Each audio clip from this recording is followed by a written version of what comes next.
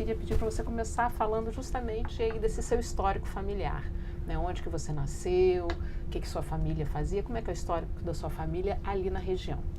Bom, como eu falei no seminário, eu nascida e criada em Jacarepaguá, né, bem na área do Recreio de Bandeirantes. Então eu venho de uma família, uma mistura de carioca com mineiros, né? Meu pai era mineiro, minha mãe carioca, neta de índio, e a gente era um pouco que índio cigano, né? A cada ano você estava num local diferente, mas muito na área de Jacarepaguá. Eu morei na subida do Grumari, ali tinha uma comunidade, tinha vários terrenos ali, meu pai era dono de um desses terrenos, e por uma briga por terra, a gente teve que mudar, né, mudar como se fosse de uma porta para outra. Nós saímos de um pedaço do terreno e fomos para um segundo pedaço. E nessa ocasião já havia uma grande especulação da prefeitura querendo tirar, que eu me lembro, querendo tirar os moradores, que alegavam que aquela terra era da prefeitura. Isso você era criança? Eu era criança, mas eu me lembro bem porque ficou muito marcada essa história, né? Porque assim, meu pai era pedreiro e meu pai tinha construído uma casa de pau a pique. E ele era uma pessoa muito caprichosa, então ele tinha embolsado a casa toda, só que por dentro não era tijolo, era aquele bambu com um cipó. E ele tinha feito a casa com 2 quartos, sala, cozinha, banheiro, uma casa normal. Pra gente, nessa época ele tinha acho que 4, 5 filhos. E eu era sou a mais velha. E aí eu me lembro que a prefeitura começou a insistir muito em tirar a gente de lá. E eles vieram, meu pai colocou todo mundo para dentro, e eles vieram um cabo de aço e colocaram para colocar em volta da casa, achando que ao puxar o cabo de aço, eles estariam cortando a casa pela metade. E só que eles se depararam com a madeira, né, amarrada com cipó e jogado barro e depois em bolso. Mas mesmo assim, eles não conseguiram tirar a gente, mas nós continuamos morando por um tempo lá e depois meu pai resolveu sair dessa área. E aí foi um pedaço que eu perdi da minha vida, não me lembro o que aconteceu mais nessa ocasião. Mas ali foi um ponto que marcou muito a nossa família. E a gente começou a se perder, né? Começamos a se perder. Meu pai foi morar em outra comunidade, chamada Terreirão, que é próximo, né? Ali entre Barra e Recreio. Nessa comunidade nós também ficamos por um tempo, depois saímos, fomos morar eu não sei o nome da estrada hoje, qual o nome que tá, eu sei que é uma via que sai na Serra da Grota Funda, que ali tinha um terreno de portugueses na época, e a gente morava lá, os barracos eram todos com pernas de madeira, porque a gente não sabia por que os barracos eram com pernas de madeira, porque quando chovia alagava tudo, a gente saía de casa com água na cintura. E assim, momentos que foram marcantes pra gente, porque eu me lembro que a gente pequena ainda, já estava mais pra mocinha, a gente trabalhava na limpeza uma obra de um prédio na Barra da Tijuca, eu e minha irmã mais velha. E a gente às vezes tinha que sair de manhã, a água estava na cintura. E essa saída nossa, o momento que marcou muito foi uma vez que a minha mãe arrumou a marmita, que a gente levava a marmita, e eu acordei de manhã para trabalhar, quando eu tirei o pé da cama eu pisei na água e eu vi quando a minha marmita passou boiando, né? Então foram momentos assim, que marcaram muito, muito mesmo a gente. Mas, como eu venho falando, meu pai mineiro, não para em lugar nenhum, nós conseguimos construir uma outra casa, que é ali onde é a Vila Autódromo hoje, né? Bem na Vila Autódromo do Rio Centro, para ser mais claro. Tinha uma comunidade ali, chamada Comunidade do Rio Centro, que eu não me lembro exatamente qual era o nome que ela tinha, eu sei que a gente já chamava de Rio Centro. E na época todo mundo foi removido dali. Por isso que eu falei que essa questão de remoção de Jacarepaguá, isso não é uma coisa nova, isso é antigo e muito. E nós saímos dali todos para Campo Grande. Meu pai recebeu um apartamento, que a gente ia ficar por um tempo no apartamento até ficarem prontas aquelas casas da Coab que são lá em Santa Cruz. E na nossa saída, eu me lembro que nós saímos dentro de um ônibus, eram aqueles ônibus compridos do Exército, aqueles ônibus verdes, e nós saímos no ônibus daquele só com a televisão, porque o restante disseram que iam levar. Né, tinha um caminhão para remover as coisas. E nós fomos morar lá em Campo Grande, no apartamento. Ficamos lá um mês mais ou menos, e aí fomos removidos de novo para Santa Cruz. Só que a casa que meu pai tinha construído, o valor da casa era equivalente a 2 casas da Coab. Né, que era uma rua, eles deram uma casa na rua, tipo na rua A e a outra na rua U. Então assim, a gente dormia uma noite numa rua, na outra noite você dormia em outra rua, porque você corria o risco de a casa ser ocupada. E esse momento foi um momento muito, muito doloroso pra gente, porque a gente estava ficando tudo mocinho, eu já era mais velha mesmo, né? Mas eu me lembro das minhas irmãs, da preocupação do meu pai e da minha mãe, de estar criando a gente ali no local, que você acordava 5 horas da manhã com um cavalo na tua casa. Que era assim, a polícia chegava com aqueles cavalos enormes, e quando chegava a abrir a porta, já tinha arrombado sua porta. Então, meu pai começou a avaliar que não tinha condição de continuar criando as filhas mulheres ali, nem o homem, que só tinha um filho homem. Uma passagem marcante também foi quando ele levantou, a água tinha entrado à noite nas caixas, e aí de manhã meu pai saía para sair para trabalhar, foi escovar o dente, não tinha água. Aí ele falou, como que não tem água? Tinha um bandido escondido dentro da caixa d'água. Porque as casas, elas eram 4 casas de fundo com fundo. Então, as áreas de uma era a mesma área da outra. Só tinha um murozinho baixo para dividir. Com a batida da polícia na madrugada, o que os caras fizeram? Um dos caras subiu, pulou dentro da caixa d'água e ele deitou na caixa d'água. Conforme ele deitou, ele tampou a saída da água com um calcanhar. E aí a água não passava. Nesse momento, quando meu pai começou a reclamar que não tinha água, que era impossível, foi quando a polícia chegou. E aí eles subiram, né, olharam tudo, revistaram, não viram nada, mas depois que a polícia foi embora, o cara desceu, todo molhado, e a gente viu, começou a perceber que eles estavam se escondendo nas caixas d'água. Porque a gente alarmou, mas outras famílias sabiam que eles se escondiam ali. E aquele negócio, comunidade, fica todo mundo calado. Então o que meu pai fez? Olha, eu vou ter que voltar, não vou ficar mais, vendeu as 2 casas, voltamos para o terreirão. E aí lá nós fomos morar de aluguel, né? Fomos morar de aluguel, voltamos para o barraco dos portugueses também, que aí tinha todo o processo. Meu pai trabalhava com verdura, que eles traziam verdura para meu pai vendia, a gente também vendia fruta, verdura, e para aí nós fomos crescendo.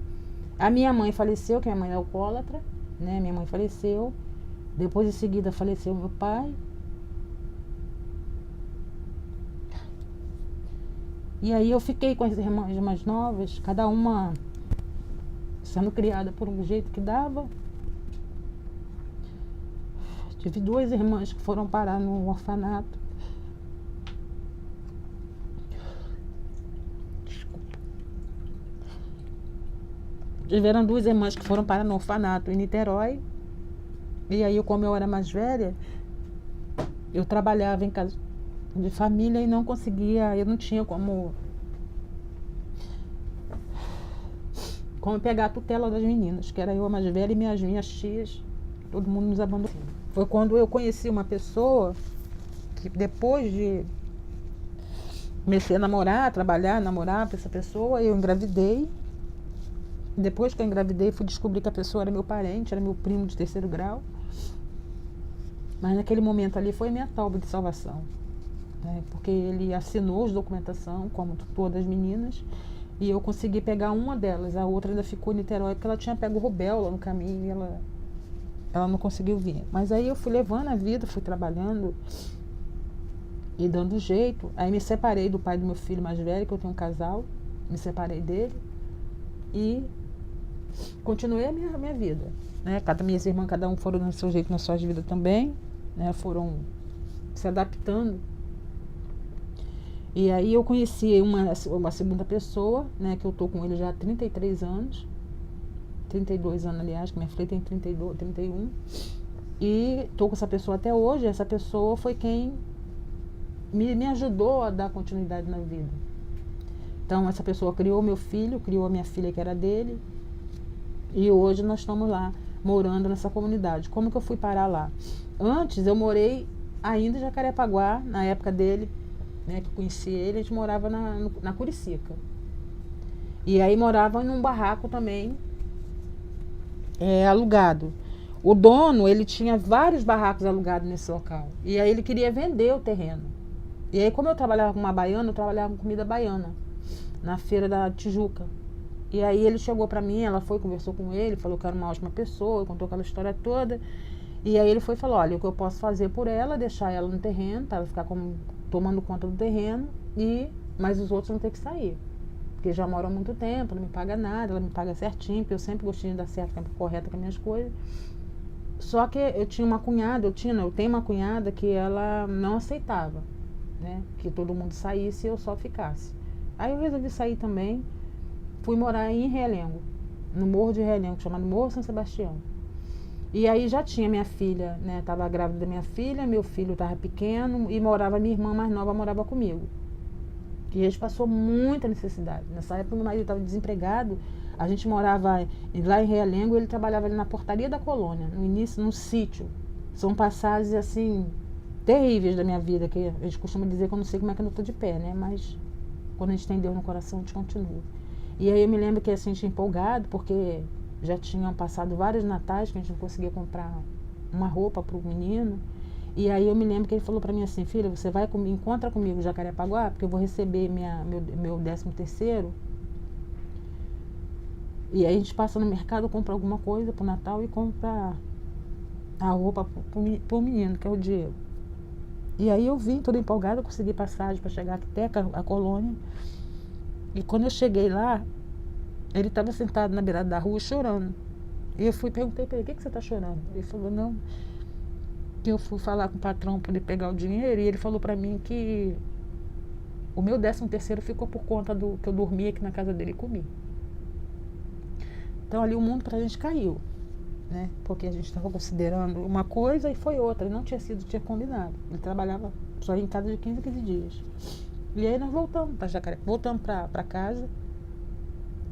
Tem um bairro chamado Teixeiras, na Taquara, que você pega ele, você sai em Realengo, você vai a pé. E eu fui a pé para casa com ele naquele dia. A gente foi avaliando a vida, pensando, muitas das vezes pensando até em acabar com a própria vida, porque a gente não estava conseguindo achar saída para nada. E aí a mãe dele morava onde eu moro hoje, na comunidade de Xangri-Lá, que na época eram os barracos de madeira. E aí ela falou para mim, olha, eu vou conseguir, estou tentando conseguir um lugar para vocês ficarem aqui. Porque aqui em Jacarepaguá a vida era meio mais fácil. E aí nós voltamos para Jacarepaguá para morar na casa da minha sogra. E nessa casa dela, eu dormia na cozinha. E aí eu me lembro que assim, em alguns momentos eu acordava de madrugada porque não tinha água, não tinha pia. Era vasilhames de água que ela guardava. Às vezes eu acordava de manhã, de madrugada, com meu filho com a cabeça molhada, porque ele dormia e o pessoal ia pegar água de noite e deixava cair água em cima da gente. Aí o primeiro barraco que desocupou eu fui morar, sem nada. Só com ele, e meu filho e meu marido, sem nada, e com a menina que já era bebê. E aí, assim, até para poder pagar um carreto, para poder pegar minhas coisas que estavam em Realengo, não valia a pena pegar, só tinha coisa velha.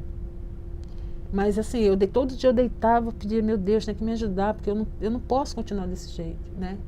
E aí vocês vão observando quantos lugares que a gente passou.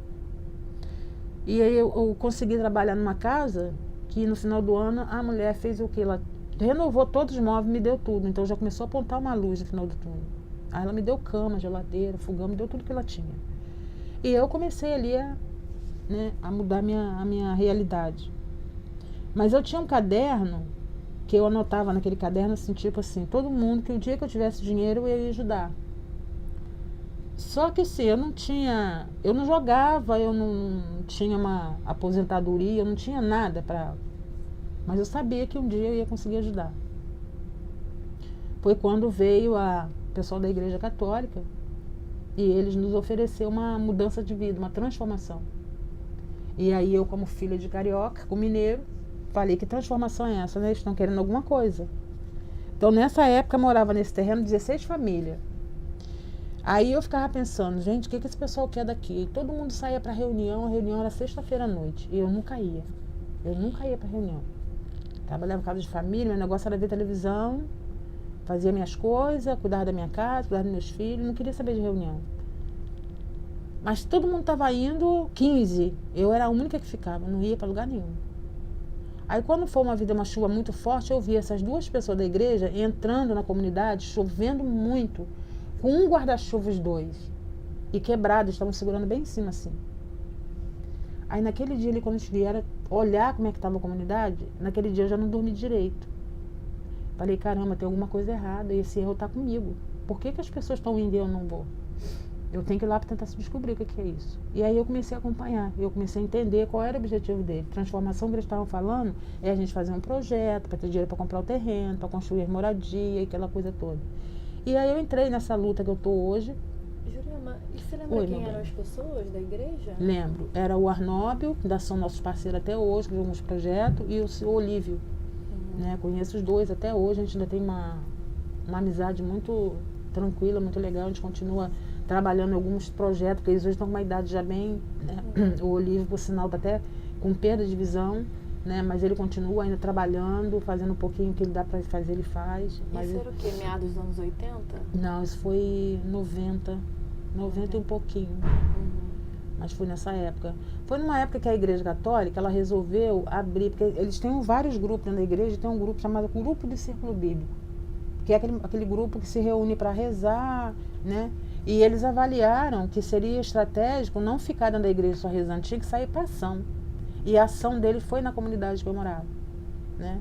Então hoje nós somos em 29 famílias, porque o terreno que daria para construir 16, nós entendemos que se fizesse casa sobreposta, daria para colocar 29. Então hoje tem 29 famílias morando e tem um centro comunitário onde eu continuo fazendo reuniões com os grupos que eu coordeno ainda. Mas assim, desculpa, eu sabia que eu ia chorar no meio do caminho, porque lembrar da minha história é triste, é muito triste, né? Mas eu costumo dizer que assim, valeu a pena ter passado pelo que eu passei. Acho que a pessoa que eu sou hoje, e agradeço muito o trabalho que eu fiz, as necessidades que eu passei, que fizeram com que eu pensasse melhor. E aí assim, Deus me mostrou o caminho, claro que com minha força de vontade, de eu hoje estar conseguindo ajudar outras famílias a ter suas moradias, sem precisar de dinheiro. Eu não tive que tirar um tostão do meu bolso, até porque eu não tenho, né? Mas eu continuo na luta fazendo o que eu deveria ter feito há muito tempo, né? Que bom que tivesse outras pessoas fazendo isso, mas a gente, assim, que é o que a gente mais pede nesse projeto, é que a gente consiga fortalecer a base para que a base dê continuidade. E a gente não vê isso. Não vê. Porque dos mais jovens? Sim, tanto dos mais jovens, até da minha idade, dos mais idosos, mas as pessoas, assim, o Rio de Janeiro, a gente tem uma... Eu não sei se é uma coisa só do Rio de Janeiro, mas pelo o histórico dos outros estados, você tem muito menos participação das pessoas depois que está com a casa construída do que em outros estados, né? Você vê, é uma dificuldade muito grande, né? As pessoas parecem assim, eu já resolvi o meu problema, agora quem quiser que resolva o seu. E eu penso que é o contrário. Eu resolvi, eu consegui achar o caminho, tirar a espera do caminho, então não me custa contribuir para que outros possam tirar também, né? Mas é difícil, é muito difícil. A gente está tentando, eu já estou há quase 20 anos na União, né? Construir outros projetos, mas a dificuldade para você ter povo é muito difícil. A pessoa até vai enquanto ela está almejando aquele objetivo que é a casa. Conseguiu, mas eu acho que ainda tem jeito, né? Tem que... A nossa cultura é uma cultura de me dar o que eu quero, não vou passar para o outro, então assim, é difícil, mas... E Jurema, essa primeira experiência, né? Das 16 famílias que conseguiram, inclusive, colocar lá outras famílias, né? Como é que foi o processo nessa época, assim, de regularizar a posse da terra, de construir? Como é essa primeira experiência sua, como é que ela foi? Na verdade, o que acontece? Esse terreno que nós moramos, ele é uma cooperativa construída dentro de uma favela, onde eram 2 terrenos, é como se fosse esse bloco aqui, né? No meio, um desses blocos, ele era bem no centro do terreno. Você tinha um terreno para cá e um terreno para cá, e ele era no meio, como se fosse um vagão de trem. Então, a mesma porta que entrava por aqui, ela saía pro lado de cá. Então, é assim. E aí, o que aconteceu? Era 2 donos. O primeiro terreno tinha tipo um pomar. As crianças não podiam pegar uma fruta nem do chão, porque o cara não deixava. E quando o pessoal da igreja entrou para trabalhar com a gente, um dos principais papel da igreja, fundamental naquele momento, foi a gente ter feito uma pesquisa junto à Pastoral de Favela, que ajudou muito nessa época, de entender que aqueles 2 terrenos ali eram posses. E a família mais nova que morava lá, que era eu, morava há 5 anos. Então, para me tirarem de lá, teria que me indenizar. Então, não só a mim, quanto as outras 15, que eram pessoas mais velhas do que eu. E quem eram os donos dessa cooperativa? Não, eram 2 pessoas que não tinha nada a ver com a gente. 2 pessoas de fora que só iam lá quando estava sol, para receber os aluguéis. Quando estava chovendo, não aparecia. Então, nós entramos e fundamos a cooperativa. Entendeu? Nós compramos os terrenos junto com a igreja, né? Esse Olívio e o Arnóbio, em parceria com a igreja, conseguimos comprar os terrenos. Cada um comprou um lá com recurso que podia e que teve uma doação que a gente até hoje não descobriu quem foi. A pessoa não quis receber de volta, a gente queria até pagar, mas não quis. E nós, de imediato, criamos uma cooperativa, que é a cooperativa chamada Cooperativa Shangri-La. Não sei se vocês já viram falar. Sim. Então, essa cooperativa, ela existe. Essa área é uma área ainda, né, que a gente considera uma propriedade coletiva, porque não tem um dono. Um desses terrenos já é da cooperativa. E o outro está no processo de passar para a cooperativa. Porque a gente não quer passar para o nome de uma pessoa, até porque nós somos um colegiado, nós não somos uma pessoa. Ninguém é dono daquilo ali, todos somos donos iguais, né? Então, a gente ainda tem essa experiência, quer dizer, é a única no Rio, de propriedade coletiva nessa situação. Não está regularizada, está no processo de regularização agora também, está batalhando para ver se faz isso. Mas, assim, eu considero, se a gente abre isso para individualizar, aí começa você a ter problema com a comunidade, começa as pessoas a reivindicarem um pedaço do terreno. Até porque não tem como construir mais nada, você não tem terreno para frente. Nós construímos as casas no canto dos terrenos. Então ele ficou vago no meio não tem como você construir. Na lateral dele tem um centro comunitário, entendeu? Que é só de 2 andares, então não tem como você construir ali. Mas foi a alternativa que nós encontramos para resolver essa situação, tá? Então não está... Tivemos na época também a parceria muito da Fundação Bento Rubião, que foi quem assessorou todo o processo, que ainda é nossa parceira em alguns projetos, né? Mas foi eles que fizeram todo o processo de legalização com a gente, que a gente tinha, quando a gente contratou o pacote. O pacote é o quê? Social, o técnico em arquitetura e engenharia e o advogado. Então vem tudo no pacote e a gente começou a trabalhar junto. Mas nessa época a Shangri-La também, ela avançou e conseguiu, era um projeto bem interessante, porque nós tivemos outros parceiros lá, nós tivemos só a fundação, tivemos o SEDAC, o Pax, a FASE, tiveram várias instituições que, cada um fazendo o seu trabalho, então a gente conseguiu trabalhar bem a comunidade, que hoje já está mais parada. Ela se localiza exatamente aonde? Dentro de uma favela no Taquara, em Jacarepaguá. Tá. E Jurema, como é que você começou a se envolver com o movimento de luta por moradia? Foi nessa época ou é posterior? A União, na verdade, ela está no terceiro momento dela no Rio de Janeiro. Os outros momentos ela não avançou, né? Até porque a gente traz uma inovação. Quando a gente fala aqui, por exemplo, que aqui tem, quando você fala de autogestão, as pessoas identificam a autogestão como recurso no bolso, né? Gerenciar aquilo que é do coletivo.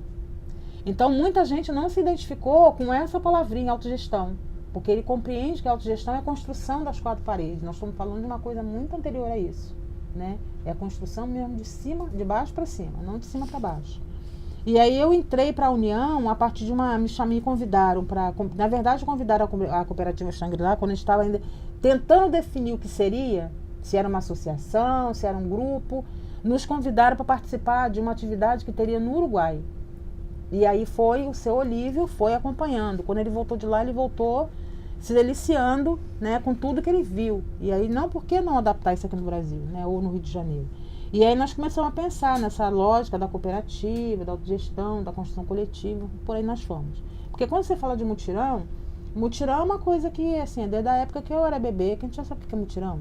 Mutirão do Rio de Janeiro é uma coisa que você fazia uma feijoada, comprava uma caixa de cerveja, batia lá, comia, bebeu, acabou. O nosso mutirão é diferente, né? Nós temos um mutirão onde você tem hora para entrar, hora para sair, tem que respeitar a regra da construção civil, tem todo esse processo. Então, a minha entrada para a União foi a partir de que nós visitamos o Uruguai pela primeira vez, visitamos pela segunda, na segunda eu já estive lá e eu fiquei assim, voltei maravilhada com tudo que eu vi, né? Como é que as pessoas conseguem viver naquele coletivo ali, né?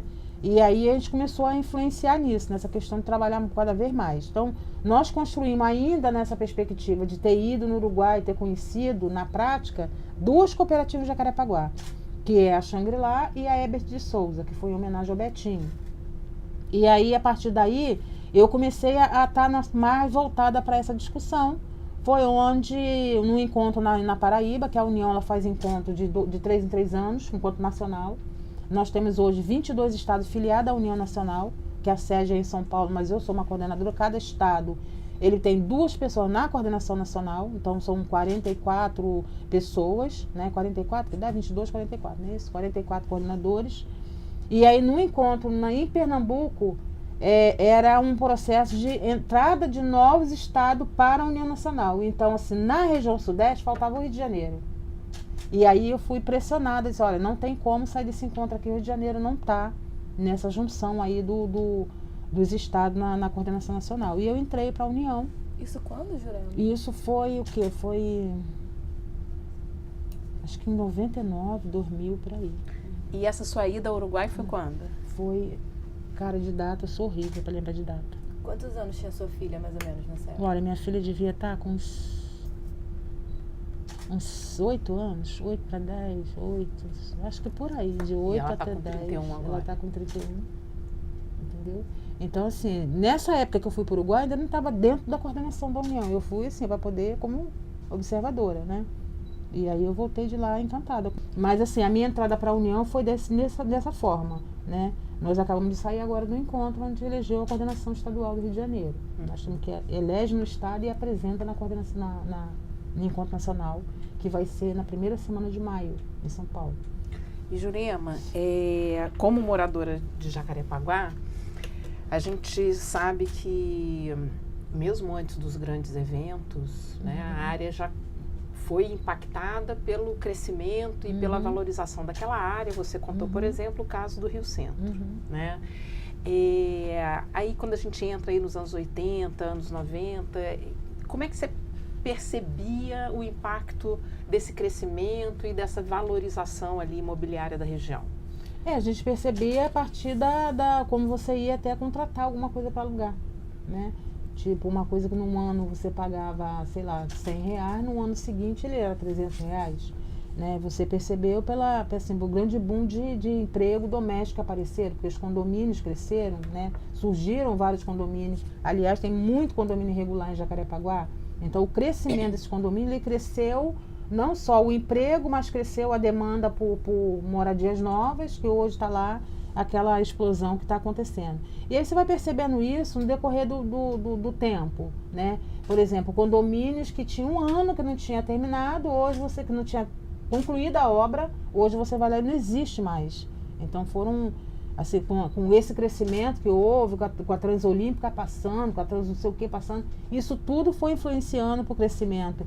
Mais para a periferia de Jacarepaguá, que é mais lá para aqueles bairros menores, Santa Maria, Teixeira. Então isso, você conseguia andar na rua numa boa, atravessar, hoje tem que ficar um tempão do lado da rua aguardando o carro entender que eu quero atravessar, porque não tem um sinal, porque nem sinal quando tem não respeitam. Então o crescimento naquela área de Jacarepaguá se deu desse sentido, né? Muito rápido, né? Que muita gente nem percebeu que cresceu tanto. Aí quando você senta numa roda de conversa, você fala, gente, você lembra que aqui tinha isso? Você lembra que tinha aquilo? As pessoas não lembram mais, né? Tem uma praça que ela é bem próxima à casa da Benedita, que aquela praça, a gente fez um abraço em volta da praça, que aquela praça, a estratégia da praça era um posto de saúde. Hoje ele virou uma rotativa de trânsito, entendeu? Então a praça acabou. O condomínio que foi construído do lado já está se acabando a metade, está todo mundo vendendo e indo embora, porque a Transolímpica ela passa quase que em cima do condomínio. Né? Então isso assim, quando as pessoas só foram percebendo quando elas foram vendo a dificuldade para pegar um transporte. Você hoje não pode mandar um filho para o colégio sozinho, você tem que acompanhar, porque não dá para atravessar a rua. Por que não pode atravessar a rua? Porque tem muito carro. Tem muito carro por quê? Porque tem muito condomínio, entendeu? Então tudo isso a gente foi acompanhando essa evolução brusca, né? Rápida demais, e a gente vem percebendo isso no dia a dia, né? Então e tem outras questões também que a gente vai percebendo, né? Por exemplo, você ia para Taquara, você ia a pé. Parece que o bairro ele continuou no mesmo lugar, né? Mas o crescimento, tanta coisa que cresceu ali em volta, parece que o espaço ficou mais longo. Então você vê muita gente caminhando, mas é no final da tarde, mas durante o dia, você vê as pessoas pegando a condução, ninguém quer caminhar mais, porque acha que está longe, mas não está longe, o lugar é o mesmo, o trajeto é o mesmo. Né, mas as pessoas entenderam isso como dificuldade. As clínicas, que tinha várias clínicas de repouso para idosos de Jacarepaguá, hoje não existe mais. Né? Tem uma clínica famosa, Bela Vista, que venderam, fizeram um big de um condomínio, que estão lá, agora que estão vendendo os apartamentos. Então tudo isso foi crescendo e foi se acabando, o que a gente conseguia ainda ver. Você tinha lá de manhã o cara que passava na sua porta e dizia, olha o pão, hoje não tem mais. Né? Você tinha um cara que vendia verdura na sua porta, hoje não tem mais. Entendeu? Então, porque tem o quê? Tem sacolão, tem padaria, tem várias situações que foram ocorrendo e que foram criando essas celemas no caminho. E, Jurema, vindo aqui para um tempo mais recente, que áreas que foram, né, com a chegada dos grandes eventos, que áreas que começaram a ser impactadas ali, que comunidades começaram a ser impactadas ali na região de Jacarepaguá, a partir de quando? Como é que é esse histórico ali do impacto, das remoções? E primeiro, assim, que áreas que foram impactadas e a partir de quando? Olha, eu acho que uma das principais que a gente tem assim todos os dias estava na mídia, na imprensa, foi o pessoal do Coroado, da Vila Autódromo, né? A gente sabe que tem outras comunidades que em algum momento sofreram algum tipo de ameaça. Coroado é uma bem próxima, que sofreu um processo, uma época muito violento de desapropriação, mas que conseguiu permanecer. Coroado é onde? Coroado é próximo a Vila... Como é que é o nome lá? Você pegando a estrada do Rio Grande, a estrada do Rio Grande, a estrada dos Bandeirantes, ela é bem depois da Globo, subindo em direção a quem vai pro Recreio. Ah, tá. Tá? É antes da... depois sim. É depois da Vila Autódromo, subindo pela Bandeirantes, vai pegando a Bandeirantes direto. Como se fosse pro Projac. Exatamente, entendeu? Então, assim, essa comunidade foi uma que na época a gente acompanhou um processo muito grande deles ali, acompanhamos com algumas lutas, algumas batalhas que houveram, do tipo o pessoal ter que abrir a rua e colocar pneu dentro para a polícia não ultrapassar, para não ter que botar a comunidade para fora. Nós tivemos essa que foi lamentável, que foi o pessoal da Vila Autódromo, né? Que, assim, da última vez que eu estive lá, foi até no seminário que eu passei por lá e eu tinha ouvido as pessoas comentarem, mas eu não tinha visto na realidade, assim, olho nu, o que fizeram com aquela comunidade, né? Porque eu acho que você poderia ter feito de uma outra forma, já que vai tirar, a comunidade não aguentou mais reagir, dá o material, o povo constrói da forma que ele imagina, não aquilo que fizeram lá, porque aquilo lá é triste demais, né? Mas tiveram outras comunidades também, por exemplo, Colônia Juliana Moreira. Colônia era um bairro pequeno, que você considerava uma colônia. Colônia hoje virou um bairro. E aí, assim, você tem desde a especulação imobiliária lá dentro, você tem de tudo. Você tem hoje terreno da colônia que são vendidos. E é uma área federal, que não deveria ser vendido, né? Mas você tem grandes projetos hoje dentro da colônia, que é creche, que, claro, tem que ter, escola só tem uma. Então cresceu naquilo que eles entenderam que era bom para o bairro, mas não perguntou ao morador se aquilo era bom para o bairro. Aí a prefeitura.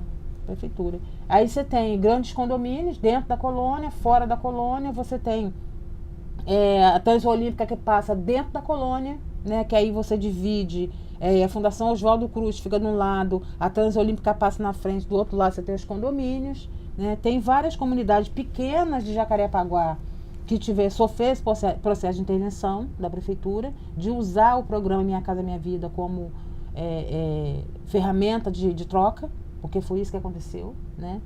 Que o objetivo do projeto Minha Casa Minha Vida não era para servir para remoção, né? Até porque uma pessoa que tem uma casa com 100 metros quadrados ganhou um apartamento, receber um apartamento com 37 é brincadeira, né? Mas tiveram esses momentos aí bem tristes em Jacarepaguá. E se a gente tem levantamento, você tem Recreio, a praia do Recreio, né? Eu tive lá, tinha anos que eu não ia na praia do Recreio, eu nunca tinha visto aquilo. A praia tá murada, com cerca, né? Então, assim, tipo, que havia um processo antigamente, a praia vai ser privatizada. E aí todo mundo foi de pau e não deixou isso acontecer. Mas você percebe nitidamente, você tem uma cerca que de lá para você pode passar para lá. Hoje você não consegue fazer mais um piquenique na praia à noite. Se você leva um churrasquinho para fazer, você não pode fazer. Vem a ordem pública e tira de lá, né? Então tem várias questões. O pessoal do Terreirão. O Terreirão também, assim, quem conhece a história do Terreirão, era uma favela. Hoje é uma favela de luxo. As pessoas hoje colocam o Terreirão como se fosse assim um bairro que surgiu do nada. Na verdade, ele já existia, né? O que cresceu foi a especulação imobiliária, né? Então, tem várias comunidades nesse sentido. E aí, quando ela cresce, ela não cresce só na Baixada, não. Ela cresce também no de morro, né? Ela vai crescendo também no morro. Por exemplo, esse que eu falei, que já citei, é uma rua que você passa por dentro do bairro dos Teixeiras, você sai em Realengo. Ela hoje está sendo asfaltada, é dentro da mata. Aquilo ali tinha que ser preservado, mas tem uma rua que corta, que vai sair lá em Realengo, né? Então, quem conhece Jacarepaguá... Jurema, vamos pegar o caso da colônia Juliano Moreira, Vamos. que eu acho que nos serve aí para pensar, né, bastante esse quadro recente. Nesse momento aí das obras, né, em função das Olimpíadas, diferentes comunidades acabaram, quer dizer, moradores de diferentes comunidades acabaram sendo removidos também para a colônia, não é isso? Exato. Teve gente da Vila Autódromo, teve gente da Vila União, não é? Quais foram esses movimentos de remoção que levaram mais moradores para a colônia? São essas ou tem outras comunidades também? A gente sabe que tem várias, né? Que tem várias pessoas.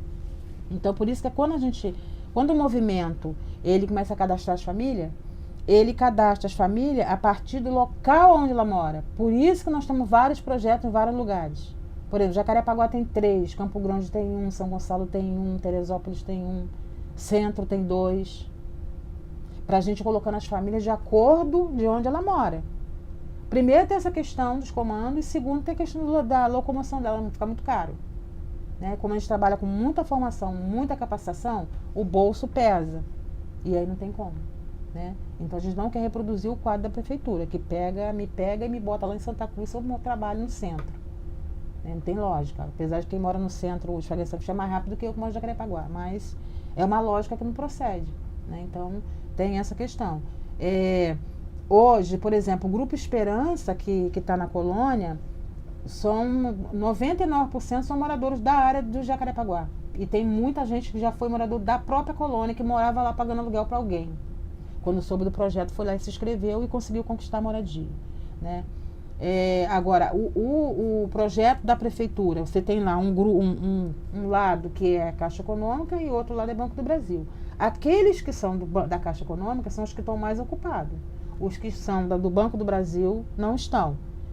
A informação que chega, a gente já tentou sondar o porquê disso, tem tanta gente precisando de casa para morar, a informação que chega é que o Banco do Brasil, a empreiteira que fez a construção não conseguiu o habite. E a outra que tem é essa questão do comando. Que as pessoas que vão para lá são exatamente pessoas das áreas de conflito. Então, aí tem uma brincadeirinha que a gente faz, que vê assim, no nosso questionário, onde você preenche o questionário, te pergunta assim, em que condições você mora? Área de risco, né, essa coisa toda. Morar no Rio de Janeiro é morar na área de risco. O Rio de Janeiro inteiro é uma área de risco. Então, acho que isso aí tem que ser tirado, porque eu vou responder Rio de Janeiro se alguém me perguntar. Né? Claro que tem gente que... mas eu sempre queimando no Rio de Janeiro. Não é queimando, eu sou realista. Né? Eu vim agora no ônibus, tava vendo a menina conversando, dizendo que o cara tentou cortar a mochila dela para pegar um chaveiro. Com uma faca, cortando. Aí você sentindo, puxando a mochila, quando ela olhou, o cara tentando cortar para arrancar o chaveiro. Então, assim, é complicado. Você não pode comprar uma mochila diferente do seu filho, hoje mais porque você é roubado. Né? Então, e não é só questão do roubo, tem outras questões também. Você tem muita infiltração da milícia, Essas famílias, quando chegam na colônia, vindas da Vila União, da Vila Autódromo, elas têm diferentes soluções são dadas lá para elas, né? Porque você mesmo contando a história de como que vocês recusaram os apartamentos, né? Conta um pouquinho, quais eram essas possibilidades que o governo estava oferecendo ali na colônia Juliano Moreira? Na verdade, não teve muita alternativa, né? Porque assim, a gente trabalha muito com a questão da organização, né? Essa questão da Vila Autódromo e Vila União, na época do secretário Jorge Bittar, que ele foi secretário de Habitação, foi construir aqueles apartamentos na Bandeirante, que seriam para atender essa demanda, né? Um apartamento maior, quer dizer, com aquela ilusão de piscina, de tudo. E a gente deparou que, na verdade, assim, as famílias, que é uma discussão que a gente precisa fazer, que hoje está rolando na colônia, né? As famílias entraram, se eu sair do meu empreendimento, sair da minha casa, porque a prefeitura precisou passar ali, sei lá o quê. Ela me forneceu um apartamento, claro que não no meu que eu queria, mas me forneceu. Então, eu não tenho que pagar a prestação daquilo ali. O que parece que está acontecendo hoje é exatamente o contrário. Só que assim, a gente, por entender um pouco da prefeitura, da lógica das prefeituras, principalmente do Rio de Janeiro, a gente sabia que isso ia acontecer, né? Que em algum momento eles iam querer receber isso de volta. Quando a gente faz a opção, quando o movimento faz a opção dele mesmo organizar a demanda, ele mesmo construir, né, nesse processo de autogestão, é para fugir desse princípio e dizer, olha, aqueles 75 mil que foi investido lá para construir cada apartamento, se dá toda a infraestrutura para a gente construir, dá o terreno já com a infra pronta, a gente constrói duas casas. Porque nós construímos um projeto de Esperança 43 mil. Claro que teve lá todo o processo lá de urbanização, que isso aí a gente, com 20 anos que eu estou na luta por moradia, foi o único projeto que conseguiu entrar com urbanização feita. No único momento que nós tivemos um governo, né, uma prefeitura que ainda dá para sentar junto. Mas assim, esse processo todo se dá na colônia por várias questões. Eles levam a gente para o desgaste, eles sempre levam para o desgaste. E aí, com essa pressão de que vai ter que sair, a gente acaba saindo mesmo. Isso aconteceu comigo. Né? A gente acaba saindo e aceitando o que eles querem nos oferecer. Eu acho que eu não conheço muito a história da outra comunidade. Eu conheço mais um pouco da Vila Autónoma, até por ter parceiros nossos lá dentro e a gente ter acompanhado em alguns momentos o que houve lá. Mas assim, tem muita especulação também das próprias famílias que recebem os apartamentos. Por exemplo, Vila Autónoma, não sei se é real, não sei se a companheira colocou, mas tem denúncias de companheiros que receberam um valor X, receberam os apartamentos e estão morando nos apartamentos. Né? Então, assim, aí isso acaba enfraquecendo o grupo menor, que é aquela resistência que ficou lá, morando naquelas condições, porque entendeu que aquele espaço ali era o espaço que era deles. Então tem essa dificuldade. A outra comunidade eu não conheço, na verdade eu não conheço a história deles, não sei nem como é que tá. Mas ali na colônia, você tem gente de várias remoções de morros, tipo Campinho, Madureira, Cidade de Deus, você tem várias pessoas, não é especificamente dali daquela área. Porque quando a gente fala de Jacarepaguá, a gente fala de todo, né? Você tem de Gardênia, você tem do Anil, você tem várias pessoas que moram lá. Você tem moradores da própria colônia, que passou a canalização do rio, deu o apartamento e tirou o cara dali, tirou da casa e botou no apartamento. Só que quem conhece a história da colônia sabe que se o cara tinha lá... Porque o que a prefeitura fazia? Isso é a prefeitura já na gestão do Eduardo Paes, né? Sim. Qual era essa prefeitura que você falou que dava para sentar junto? Na época que o secretário de habitação era o Eduardo Paes também. Era o Eduardo Paes? Não me lembro. O Jorge Bittar? Era o Jorge Bittar. O que a prefeitura faz? Ela vem aqui, mede na social, ela mede a sua casa. Independentemente, tiver 15 pessoas morando ali, digamos que meu filho casou, mas mora agregado na minha casa. Se não tiver um puxadinho para fora, ele é considerado que mora comigo. Então, houveram várias situações da pessoa chegar lá e ver assim, aquela obra acabou de ser feita, porque a pessoa correu e fez o puxadinho, porque sabia que ela correu risco de morar num apartamento de 37 metros quadrados com 15 pessoas na casa. O meu filho que casou, que está lá encostado, minha filha que casou, que está lá encostada, porque não tem como pagar um aluguel. Então, isso não foi levado em consideração. Em alguns casos foi, outros não. Você tem pessoas que receberam 3 apartamentos que tinham uma lojinha de material de construção. Então, houve muito conchavo. Houve muito acordo. Né? E quando eu uso essa fala de que o programa Minha Casa Minha Vida foi utilizado para a remoção, foi isso que aconteceu. O programa não veio para isso. Era moradia nova para quem precisa. Ali, na verdade, nós tiramos as pessoas de sua casa com 100 metros para dar uma de 37. Né? Foi isso que aconteceu. Né? Então, acho que é uma questão que a gente vem sempre batendo na mesma tecla. Né? Conseguimos trabalhar um pouco isso com o subsecretário que está de volta hoje, mas a gente não avançou muita coisa. Até porque o conselho parou no meio do caminho, a gente não conseguiu avançar muita coisa. Mas nós vamos estar tocando esse assunto de novo, se chamar essa reunião do conselho de volta. Chamar esse conselho de volta, nós vamos estar discutindo isso, porque não tem condição. Né? E você tem N apartamentos lá vazio que está lá. Então, assim, é porque a gente bateu e falou que não era para isso? Ou é porque eles consideram que você pega lá o cardápio lá da prefeitura, tá cheio de gente sem lugar para morar. Tá cheio de gente. Aí você pega lá no grupo da União, você tem lá 200 cadastros. Aí você pergunta a pessoa, o que você quer? Você prefere construir a sua moradia que vai durar 200 anos? Ou você quer o apartamento da prefeitura? Ah, não, eu quero da moradia que vai durar 200 anos. Entendeu? É como se você tivesse... Morar num apartamento da prefeitura, você não pode ter um vizinho do lado com a cabeça encostada. Se você botar um prego, você fura a cabeça dele do outro lado, entendeu? Então, se as pessoas não querem isso, não é discutido com ninguém. Fez lá aquele negócio que você tinha lá, 1 mês para construir uma casa, eles construíam um prédio em 1 mês. Um prédio em 1 mês, de 4 andares. Eu levei 1 mês para construir uma casa. Então, é diferente. Jurema, você falou um pouco de como está a colônia agora, né? Aí eu queria te perguntar como é que era a colônia antes, né? Quem eram os moradores de lá? A quem pertencia a área? Como é que era? A colônia, ela era uma colônia mesmo, né? Você tinha uma grande... Hoje a gente usa até o nome, hoje a gente pode estar falando que você tinha vários hospitais que eram verdadeiros campos de concentração, né? A gente tinha, assim, eu me lembro que eu me lembro já da história de colônia, né? Minha mãe sempre comentava. E às vezes minha mãe, vocês vão me deixar louco, vou acabar tendo que morar na colônia. E eu ficava na colônia, eu não me ligava como é que a vida da gente dá volta, né? Acabamos de parar lá dentro da colônia mesmo, literalmente. E aí, assim, era um local intocável. Ali, todo mundo, a grande maioria que morava dentro da colônia até chegar aos projetos, eram tudo filhos de ex-funcionários da colônia mesmo, só da colônia. Tanto que quando nós entramos, nós tivemos problema com alguns vizinhos que não aceitavam esse grupo lá dentro. De dizer assim, ó, isso aqui, nós somos os donos, porque nós somos filhos de ex-funcionário. E aí você tinha situações... E nessa época você já morava em Xangri-Lá? Eu moro em Xangri-Lá ainda. Mas você já morava nessa época? Já morava lá. Então, assim, a gente tivemos, assim, vários artistas da colônia, né? Tem um pouco da história da colônia, ainda tem lá no Museu Bispo do Rosário.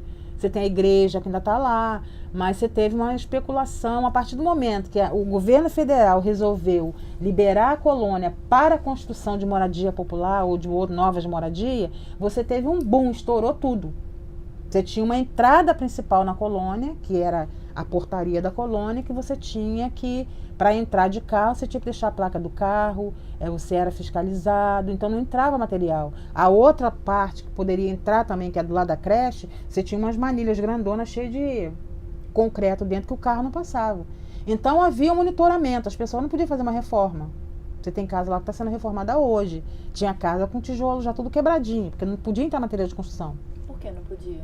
Porque era uma regra deles, interna deles. Regra deles ser diz da milícia. Sim. Entendeu?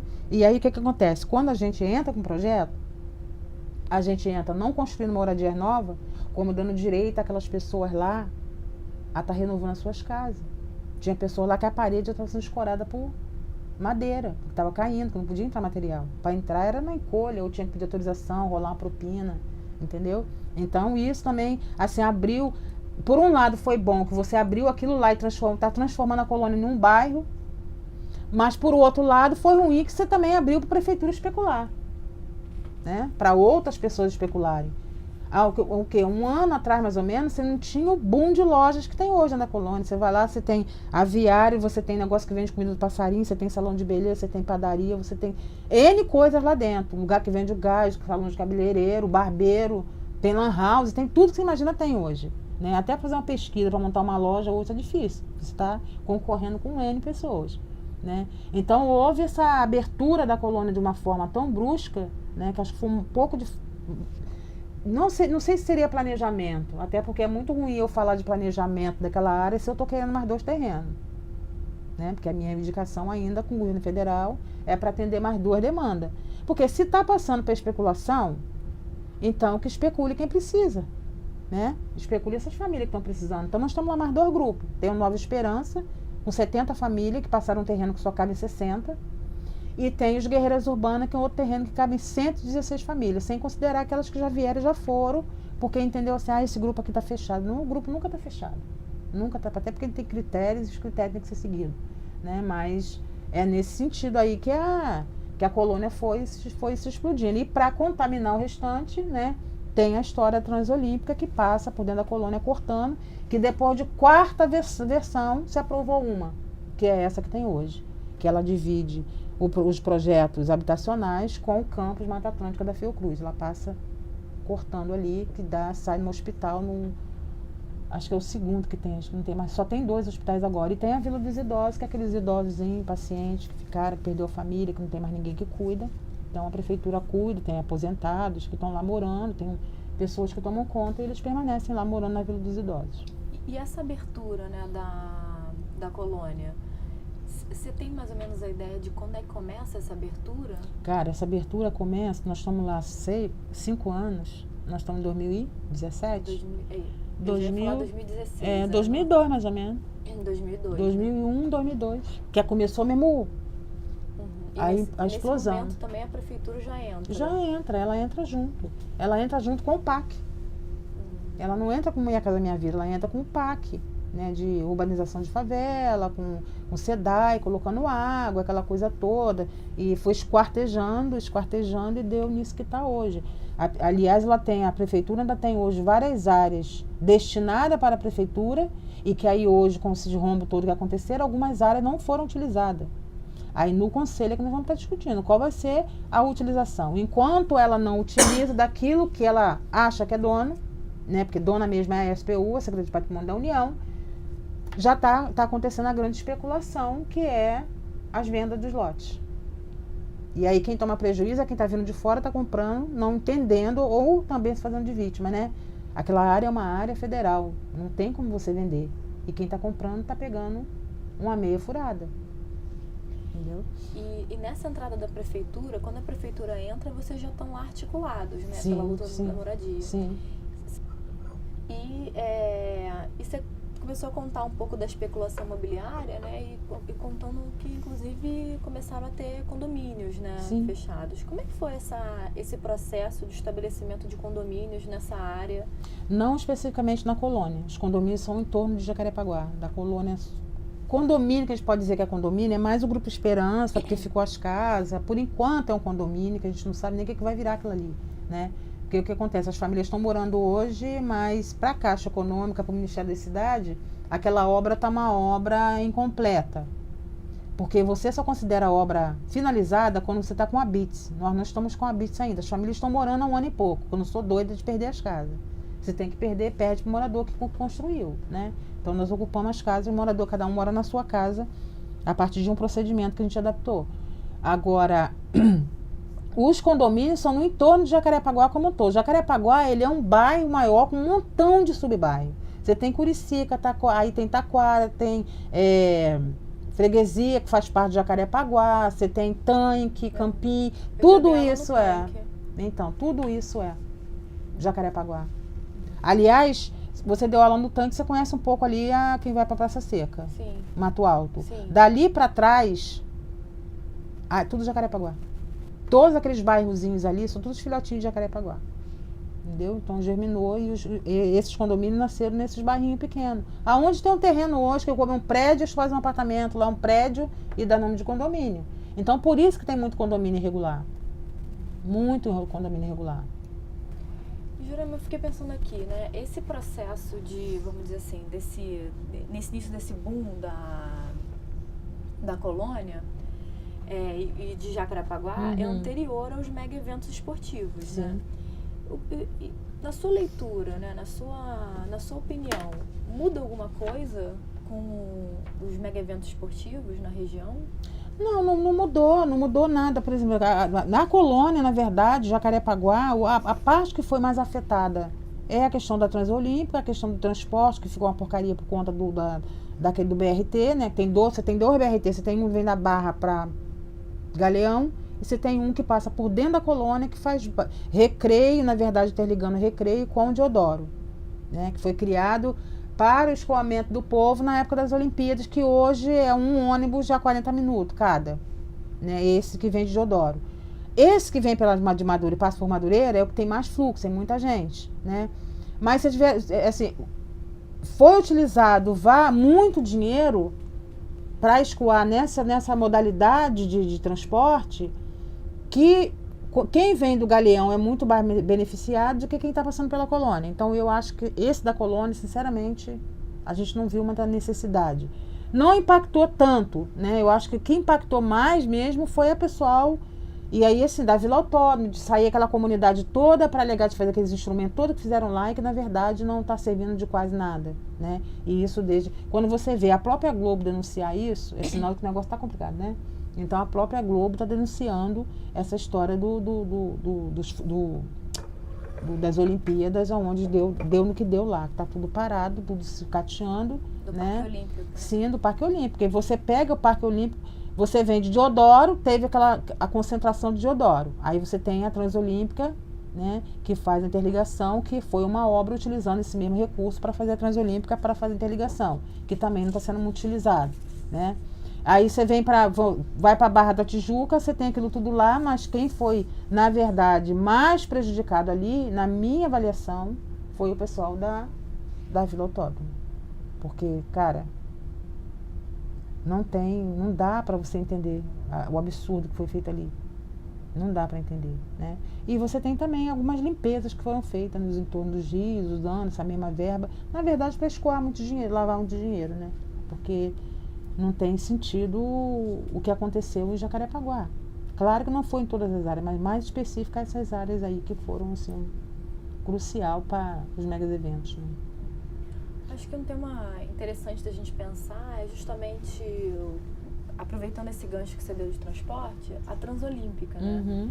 Você acompanhou o processo de escolha do trajeto da Transolímpica, os embates ali, se passa aqui, passa lá, passa acolá? Eu acompanhei, fui em 2 reuniões por acaso. Uma, você tinha um problema sério que você tinha.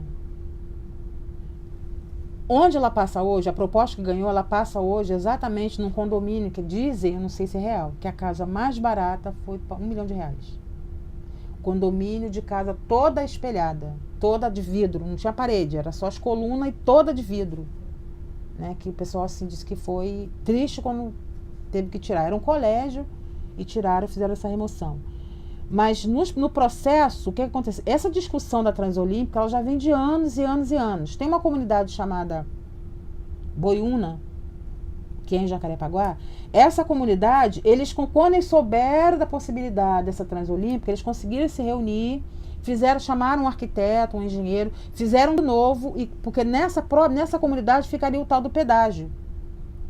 E aí eles conseguiram mudar o trajeto, tiraram esse pedágio. Aí isso passou anos e anos e anos, quando foi, agora veio esse boom, vai ter, vamos ver. Ficou na 4ª versão. Uma das versões, ela passaria dentro do condomínio onde mora a Benedita. Onde mora, ou de vez em quando tá, porque a gente sabe que ela não está lá, porque tem uma cabine da PM na rua, e aí, quando tem carro da polícia lá, o pessoal diz que é porque ela está lá no condomínio. Quando ela não está, não tem ninguém. Então, teria esse, que também foi indo buscar. Teria muito mais remoção se fosse nessa lógica antiga. Essa lógica onde passa hoje, que foi as 2 reuniões que eu participei, essa lógica onde passa hoje foi a que teve menos impacto. Porque uma das versões, ela passaria em cima do condomínio de Esperança. A gente ia ter que trocar de terreno. Então, se você perder, sei lá, tipo, 10 famílias, perderia 70. Mas tiveram várias comunidades que foram removidas. Várias. Tem comunidade do Oiteiro Santos, que tirou uma parte de pessoas, famílias, que eu acredito que tenha sido indenização, porque ali o pessoal todo era legal, tinha documento, pagava IPTU, aquela coisa toda. Ipadu, da própria ligação. Então foi tirando. Famílias que estavam no caminho foram tirando todo mundo. Quem teve gente lá que ficou. A Transolímpica já estava passando os ônibus por cima, né? Na lateral. E a família ainda estava resistindo lá. Mas acho que ela não aguentou por muito tempo por conta do barulho, tudo. Ela teve que sair. Foi removida já. Que deve ter recebido uma indenização. Quem ficou por último foi quem recebeu a indenização. Mas assim, tipo comunidade. Você passou hoje, estava de pé, amanhã você passou, não tinha mais ninguém. Né? Então foi... E você contou dessas 2 reuniões que você participou, né? Como é que foram essas reuniões, né? De como é que você teve conhecimento desses vários projetos, por que eles mudaram, como porque é que assim, foi? por a gente estar no movimento e a gente ter muita articulação com outras entidades, as pessoas sempre se comunicam pela rede do WhatsApp. Né? Olha, vai ter reunião para discutir a Transolímpica tal dia em tal local. Você vai para a reunião. Era a prefeitura que chamava Prefeitura que chamava só para proforme, né? Porque não era para você dar mais pitaco, era para dizer, só que teve uma resistência, teve briga, né? Para poder mudar isso, a gente conseguiu mudar. Tinha um grupo organizado dentro da própria colônia, que era o grupo contra a Transolímpica. Ela passaria quase que na entrada da colônia. Quase que na entrada. Então, nessa 4ª versão, a gente viu que era... Nessa reunião eu já não participei. Né? Essa última para bater o martelo para dizer onde seria. Mas é muito nesse tipo de comunicado, né? Prefeitura mesmo, eu nunca recebi nada pela prefeitura para fazer discussão em relação à Transolímpica, não. E quem fazia parte desse grupo contra a Transolímpica na colônia? Cara, eu não me lembro o nome, acho que o grupo se dissolveu. Depois que passou a Transolímpica, acho que ele acabou. Mas eu posso tentar descobrir o nome. E Era foi alguma coisa articulado? verde, alguma coisa verde. Tinha alguma coisa com verde. Se você puder passar pra gente depois, Eu vou ver se eu consigo interessante. descobrir ainda quem são, mas acho que nem existe mais esse grupo, eu nunca mais vi eles lá organizados. Tinha abaixo-assinado contra a Transolímpica, tinha uma série de coisas que eles estavam fazendo. E tinha algumas situações também, por exemplo, deve ter acontecido outras reuniões. E aí, isso não era uma coisa divulgada para toda a colônia participar, né? Quando você tem uma... Porque assim, eu acho que as pessoas ficam, elas vão muito nas coisas quando ela percebe que aquilo pode afetar. Então, enquanto não está passando em cima da minha casa, as pessoas não se preocuparam. Só que assim, a colônia é a colônia, né? É a colônia. E aí, hoje você tem lá aquela coisa estranha com pedágio que não funciona. Pedágio, o pessoal foi para cima e, tipo, sair da minha casa para mim. Se eu quiser pegar a linha, essa via da Transolímpica para chegar na colônia, eu tenho que pagar o pedágio. Se eu vier da colônia para descer na rua da minha casa, eu tenho que pagar o pedágio. Então, o pedágio, o pessoal foi para cima, fizeram uma pressão, o pedágio hoje está lá. Só o pedágio, não tem cobrança. Não tem cobrança. Porque viram que foi obra errada, cara. Não tinha nada ter o pedágio ali. Não tinha como ter o pedágio ali. Mas falta de comunicação, de cobrar, né? Falta de estar em cima. E essas reuniões que as duas que você chegou aí, você lembra quem eram as pessoas que estavam presentes? Cara, de cabeça assim, não me lembro mais não. E da prefeitura? Da prefeitura era a Secretaria de Obras. É o secretário de Obras? Não, era a Secretaria. Uma pessoa em que eles nunca vão. Nunca vão. Mas eu posso tentar retomar esse tipo de material, ver se tem esse material ainda passar para vocês. Acho que eu tenho ainda. Então era a Secretaria de Obras, quem mais? Secretaria de Habitação também estava presente? A habitação, os movimentos, né, que estavam interessados na área, as comunidades, claro, de Jacarepaguá, né? E tinha esse grupo da colônia que eu não... Era alguma coisa verde, onda verde, um negócio assim. Mas assim, tinha reuniões muito esporádicas, tá? Não é uma reunião, aquela reunião... E só tinha membro do governo, só da prefeitura? O governo federal nunca não, eu nunca presente, vi, nunca nem vi. governo estadual? Não. Apesar de ter uma área ali também da União, né? A área da União e recurso da União, né? Que isso foi um absurdo que aconteceu também. Você via aí toda a obra financiada pelo governo federal e você não via uma placa de nada. Por um lado foi bom, por outro foi ruim, porque agora você depara com essa sujeirada. Jurema, a gente até antes de começar a gravação, a gente até mencionado, né, que saiu um estudo recente da própria FGV sobre transporte no Rio de Janeiro, acesso à cidade, mobilidade urbana, né? E aí, assim, deixando de lado um pouco as pesquisas, eu queria saber, assim, na sua percepção como moradora, a Transolímpica, ela mudou alguma coisa do ponto de vista da mobilidade? Para você, melhorou, piorou, continuou a mesma coisa? Para mim, pessoa, não mudou nada. Para mim, foi pior, né? Foi pior. Como eu falei, a gente tinha um transporte precário e ficou pior ainda. Porque hoje você anda num ônibus da minha casa para chegar na Taquara, um ônibus todo sucateado, todo quebrado, né? E essa é a linha do BRT Taquara. Agora, do BRT Colônia, eu nunca nem entrei, porque não me serve de nada aquilo. Não me serve de nada. Quanto morador ali, você vê muitas pessoas que hoje trabalham, sei lá, em Campo Grande, Deodoro, que aí pega ele para fazer baldeação em Deodoro, para pegar outro ônibus. Tudo você tem que pegar um segundo ônibus. Então, assim, não influenciou em nada para mim. Influenciou só que acabou com a colônia, pegou um pedaço da colônia, só quebrando tudo. Mas, assim, em relação a pegar a condução, ter me servido como instrumento de trabalho, nada. Ninguém me perguntou se eu queria aquilo. E essa é uma percepção que você percebe nos demais moradores também? Sim, porque assim, geralmente você não consegue... A Transolímpica, geralmente você não consegue pegar ela para nada, não te serve. A não ser que você fazer uma coisa... Você vai, quer um shopping, você quer ir no shopping de, sei lá, de Bangu. Aí você tem um ônibus que te leva dentro do shopping de Bangu. Não vai ter que pegar... Porque, por exemplo, para mim pegar a Transolímpica, eu tenho que andar, ou vou andar muito a pé, ou eu vou pegar um transporte, uma van... para me deixar na porta, para poder subir e pegar ele. Então, assim, não me serviu de nada.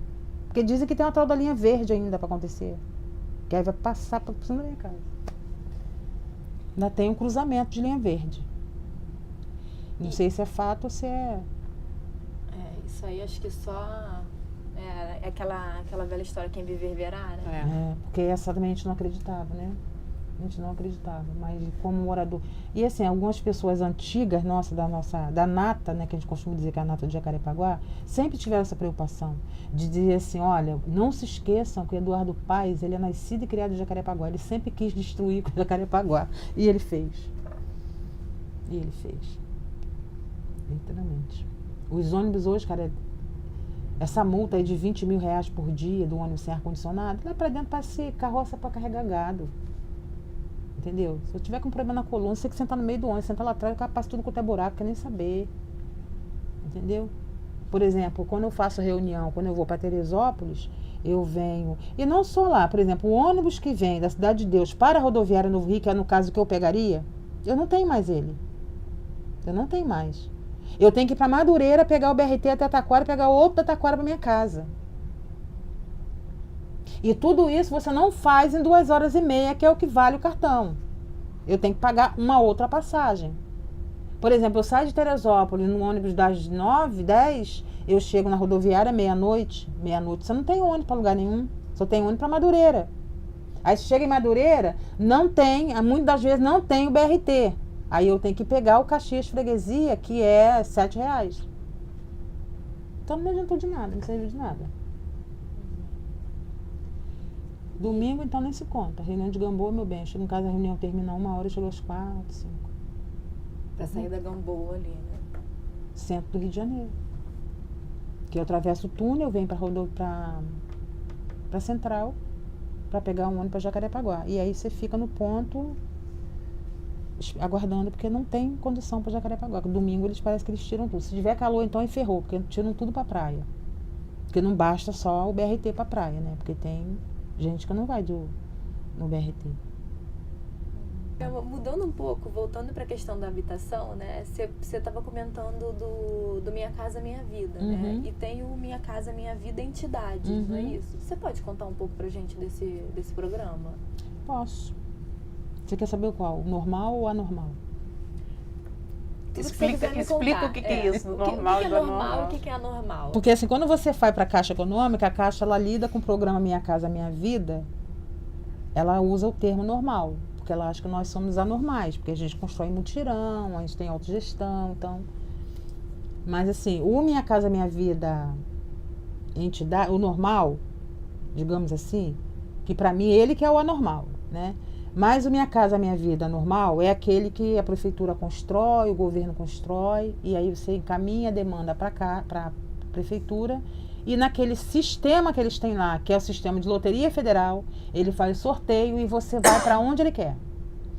O Minha Casa Minha Vida Entidade, ele é construído por mutirão com autogestão, né? A pessoa discute não só a questão do terreno, da localidade, por exemplo, quem é de Jacarepaguá fica em Jacarepaguá, você tem que ter essa alternativa, como você discute a questão do tamanho, a compra de material, todo o processo é discutido com eles, e a construção da obra, que geralmente é construída pelos próprios moradores. O Grupo Esperança, a gente trabalhou ele praticamente no processo de mutirão. Era de segunda a sexta, você tinha lá alguns pedreiros contratados, que era para dar início na obra, e sábado, domingos e feriado, você tinha todas as famílias no canteiro de obra. Então você tinha lá 70 famílias para trabalhar e administrar aquela obra junto com eles. Então eles trabalhavam 17 horas por semana, né? E isso, claro que não é uma pessoa, é um núcleo familiar. Era pai, mãe e filho maior de 16 anos, comprovado que está estudando. E aí eles iam construindo sua moradia, né? O que a gente mostra para a família? O que é melhor? Eu poder escolher o tamanho da minha casa, o que eu quero colocar, ou eu receber um apartamento da prefeitura, onde eu boto um prego na parede e meu quadro cai. Porque mulher adora quadro, não é? Adora colocar um quadro na parede. Geralmente você não pode colocar. Eu acompanhei a Dilma em várias entregas de apartamento. E eu constatei isso. Chegava no apartamento para inaugurar, já tinha uma plaquinha na porta dizendo aquilo que você não pode fazer. Você não pode colocar prego na parede, você não pode... Porque a parede é muito fina, então você ultrapassa a parede. Mesmo que um prego pequenininho, você não consegue pendurar um quadro. Se você coloca um prego maior, ele vai furar o outro lado. Aí você não pode jogar água na cozinha, você não pode jogar água no banheiro. E isso está na norma quando você entra no prédio. Eu vi isso por várias vezes. Aí eu ficava me perguntando e fotografando e mostrando para o pessoal, né, a diferença do que é um programa. Porque tem gente que diz assim, mas o programa Minha Casa Minha Vida, o normal é muito melhor porque eu não preciso trabalhar. Pois eu prefiro trabalhar para mim ter direito a escolher o que eu quero. Escolher quem são meus vizinhos, de que forma que eu vou morar, né? O tamanho da minha casa, qual o tipo de material. Quando a gente entregou, fizemos uma entrega simbólica, a gente não poderia entregar as casas e dizer para a Caixa, vamos entregar a casa, porque não tem uma BITS. Aí o que nós fomos fazer? Nós vamos entregar uma certificação, fizemos um certificado mesmo, de conclusão de obra. Aí o pessoal fica, gente, mas Jurema, que história é essa? Certificado de conclusão de obra? Eu não podia dizer para a Caixa que eu estava entregando certificado por entrega de chave. Então a gente inventou uma conclusão de obra, entregamos. Quando foi na semana seguinte, a gente teve numa inauguração, o movimento foi convidado, como eu sou conselheira nacional, e nos estados onde a presidenta está, ou alguém da Caixa que vai fazer uma inauguração, você tem por obrigação acompanhar. E eu fui acompanhar de uma inauguração lá em Guadalupe. Aí quando eu cheguei lá, nós levamos um grupo de Nova Esperança que era para reivindicar junto à presidenta mais agilidade, né, no cartório, da prefeitura, dos órgãos competentes para liberar o ABITS, dizendo para ela, nós estamos com a casa pronta, não podemos entrar porque não tem ABITS. E aí nos bastidores ela veio me perguntar qual é o problema real de vocês. E a gente falou, eu expliquei para ela, ela falou, olha, eu vou... Que diabo de autogestão é essa que vocês tanto falam? Eu expliquei para ela o que era autogestão, que era as famílias construindo sua moradia, da forma que ela imagina, né? Que era a dona de casa que tanto trabalha para outra, muitas vezes para patroa, mas não tem direito de limpar a sua própria casa, de lavar, jogar água, lavar quintal, aquela coisa. Eu estou explicando para ela. Ela pediu que a presidenta da Caixa fosse lá no empreendimento Esperança para conhecer. Quando a mulher chegou lá, que ela viu as casas com janela de madeira, porta de madeira, com telhado, com telha colonial, ela não acreditou. A Jurema me chamou no cantinho e falou, vem cá, você tem certeza que esse projeto de vocês foi 43 mil? Como eu já sabia que poderia vir essa pergunta, eu peguei a cópia do contrato e mostrei para ela. Falei, tá aqui. Tem família no Grupo Esperança que ela vai pagar R$50. Aí você vai para o Minha Casa Minha Vida normal, o condomínio mais barato é 80. Condomínio, fora a prestação. Eu estou dizendo para a presidenta que ali as pessoas não estão pagando R$50 de empréstimo. Por 10 anos, sem juros, sem correção. Agora, como que a gente conseguiu isso? Porque teve um processo de mutirão.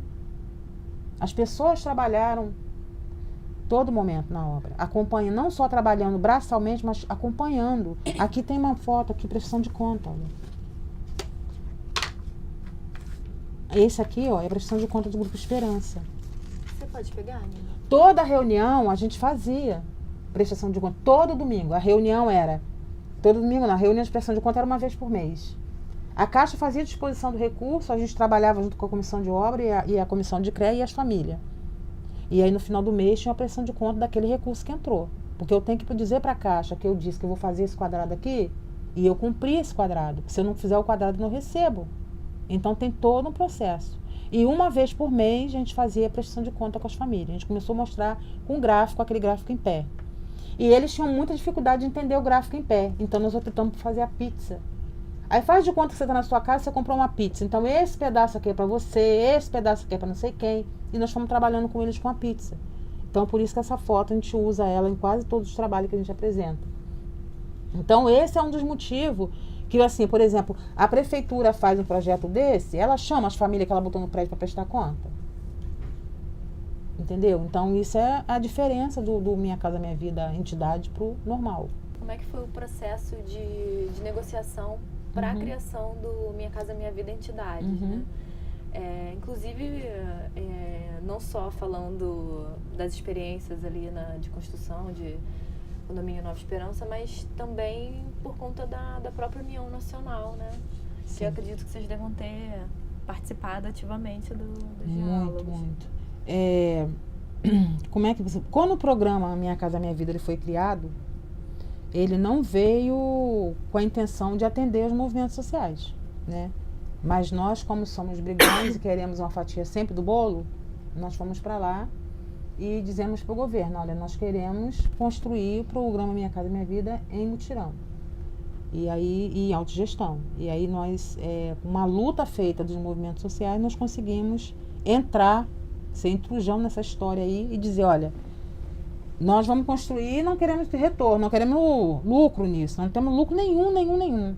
Quem tem lucro aí é empreiteira. Tudo que a gente pensa que é lucro, ele é revertido para o grupo, né? Então, isso é uma coisa.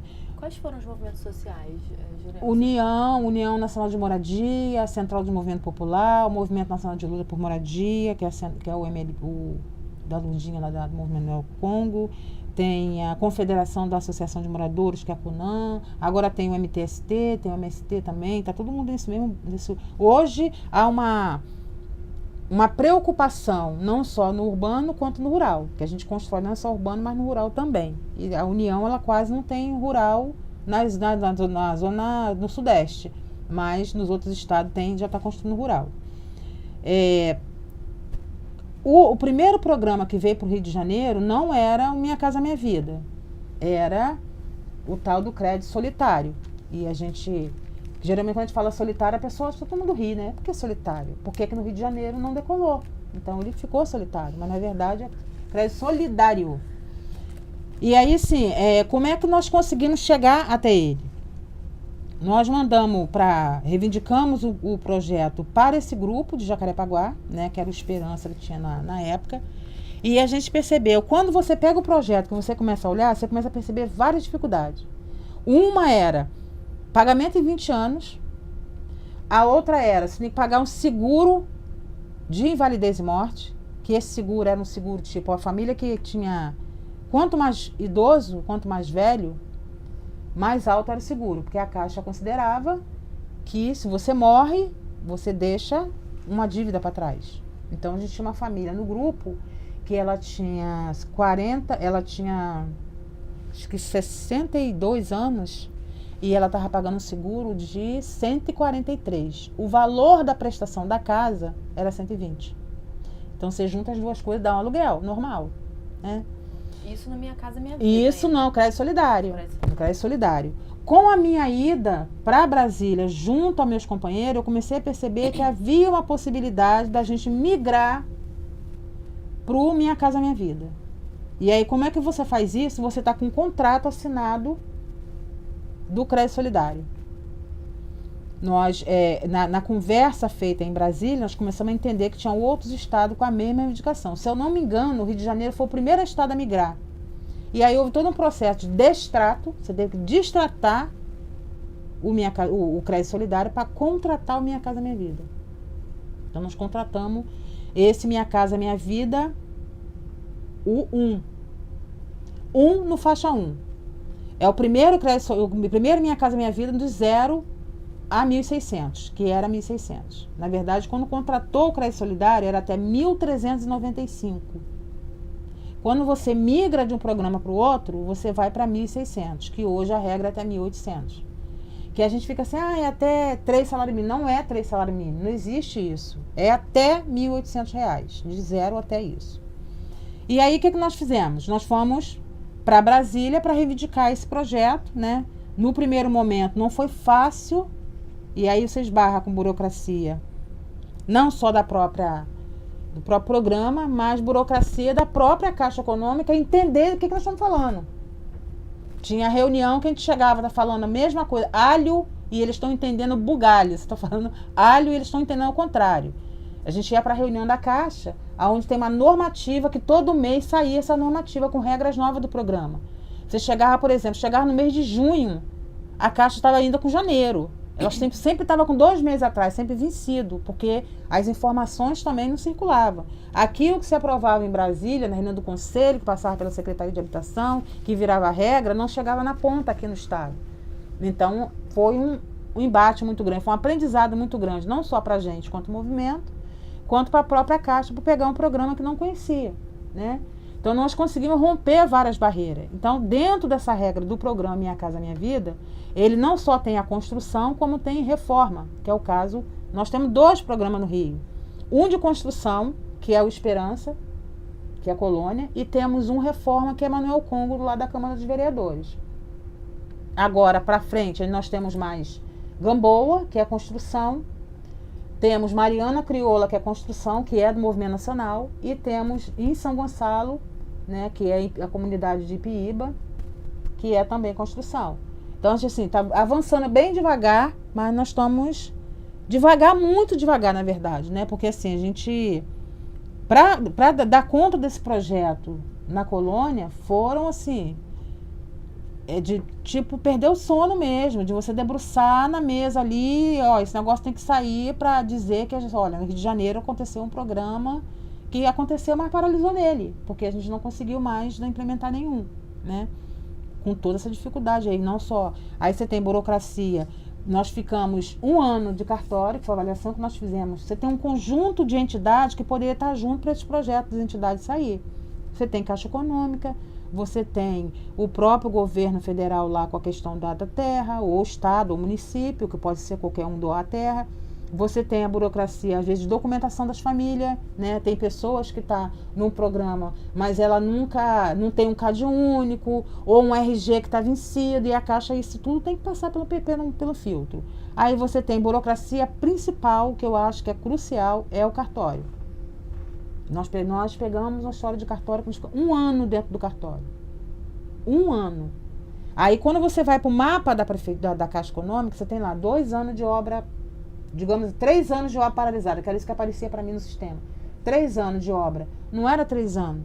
Era 2 anos que não estava paralisada, a obra estava funcionando. 1 ano você ficou no cartório. Só que quando eu encaminhei para o cartório, registrar com todo mundo ali compondo. Então, a partir do momento que você dá a entrada, começa a contar tempo na Caixa.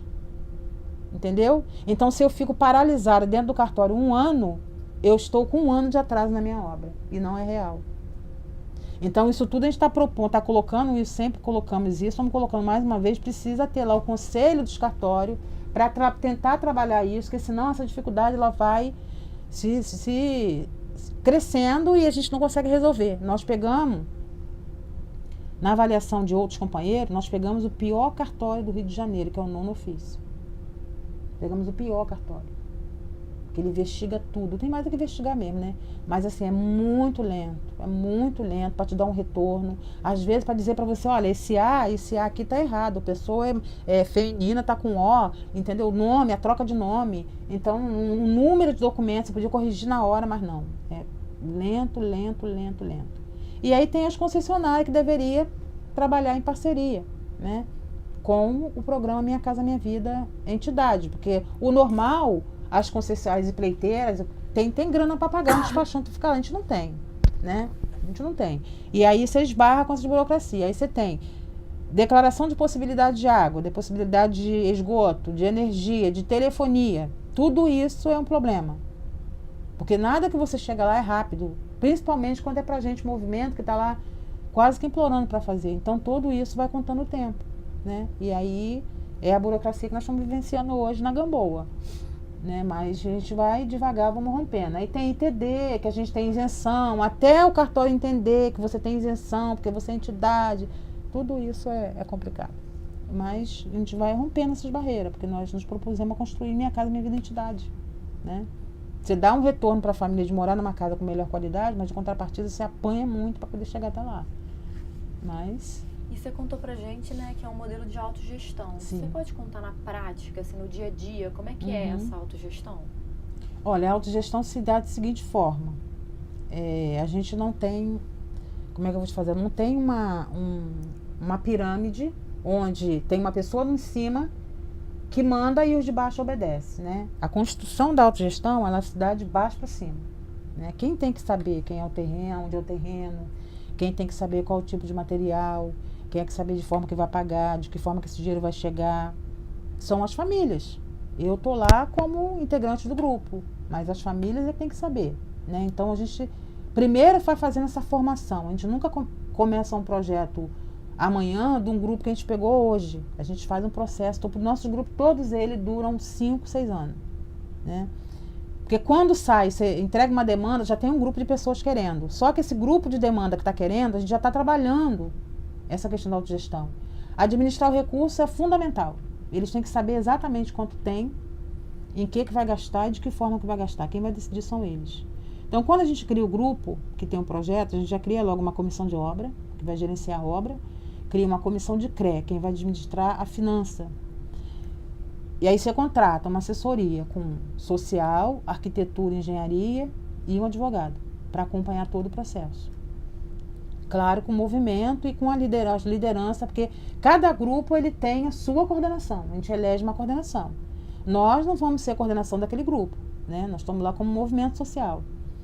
E aí a gente começa a trabalhar dessa forma. Primeiro com a coordenação, depois vai criando as comissões, vai passando dos projetos, vai vendo onde que está, buscar terreno, tudo isso vai trabalhando em paralelo. A comissão de obra, ela gerencia junto com os arquitetos e engenheiro, ela faz a avaliação do projeto, ela traz para a plenária, explica para a plenária e a plenária aprova ou não.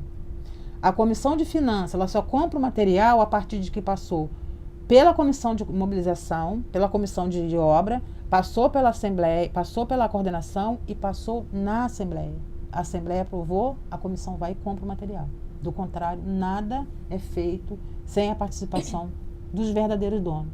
Porque nós estamos lá como coadjuvante, nós estamos lá como ajudante, como servidor, nós estamos lá como pessoas normais que já temos a nossa moradia, mas queremos ver esse projeto dar certo. Então, a gente tem também que obedecer a regra que rege o programa. Então, em momento nenhum, a gente pode passar por cima dessa assembleia. Eu ia perdendo uma votação no Grupo Esperança, que eu não vou negar, eu fiz uma articulação paralela, né? Porque eu vi as companheiras construir uma casa estilo colonial e elas queriam colocar aquela janela que a prefeitura coloca. Não tem lógica. Não dá, né? E aí eu não podia me colocar na plenária, porque eu sou movimento, eu não sou adquirente, eu não sou dono de uma casa. Eu não tenho direito a voto, eu tenho direito à voz. E aí eu tive que fazer uma articulação para a companheira ir lá e convencer a outra que estava em defesa contra a janela de madeira de que ali era estilo colonial e a casa ia ficar feia, com telinha de barro, de cerâmica, ia ficar feia a casa. E aí ela foi lá e fez a proposta ao contra e ganhou. Uma, que era a favor da janela da prefeitura, ou do condomínio da prefeitura, que ela já limpava a casa da madame, não queria limpar dela. E aí eu fiz ao contrário, falei, você tem que fazer o contrário. Dizer, se eu limpo a da madame, por que não limpar a minha? E a gente ganhou a votação. Né? Mas assim, foi uma articulação paralela para o grupo não tomar uma decisão que ia ficar ruim depois. Depois eu olhar para casa e caramba, ficou feio, mas já tinha comprado, já era, né? Escolha de material, por exemplo. Vamos pegar de um princípio. Escolha pelo modelo da casa. Você tem lá os arquitetos, tem várias fotos, toda hora eu olho, né? Várias fotos, eu tenho que mandar para vocês o material. Que tem a discussão. O arquiteto sempre leva aqueles cubinhos de madeira, coloca lá 4, 5 mesas, divide o pessoal em grupo, e as pessoas vão ali desenhando na madeira, nos cubinhos de madeira ou papelão, aquilo que a gente puder improvisar na hora.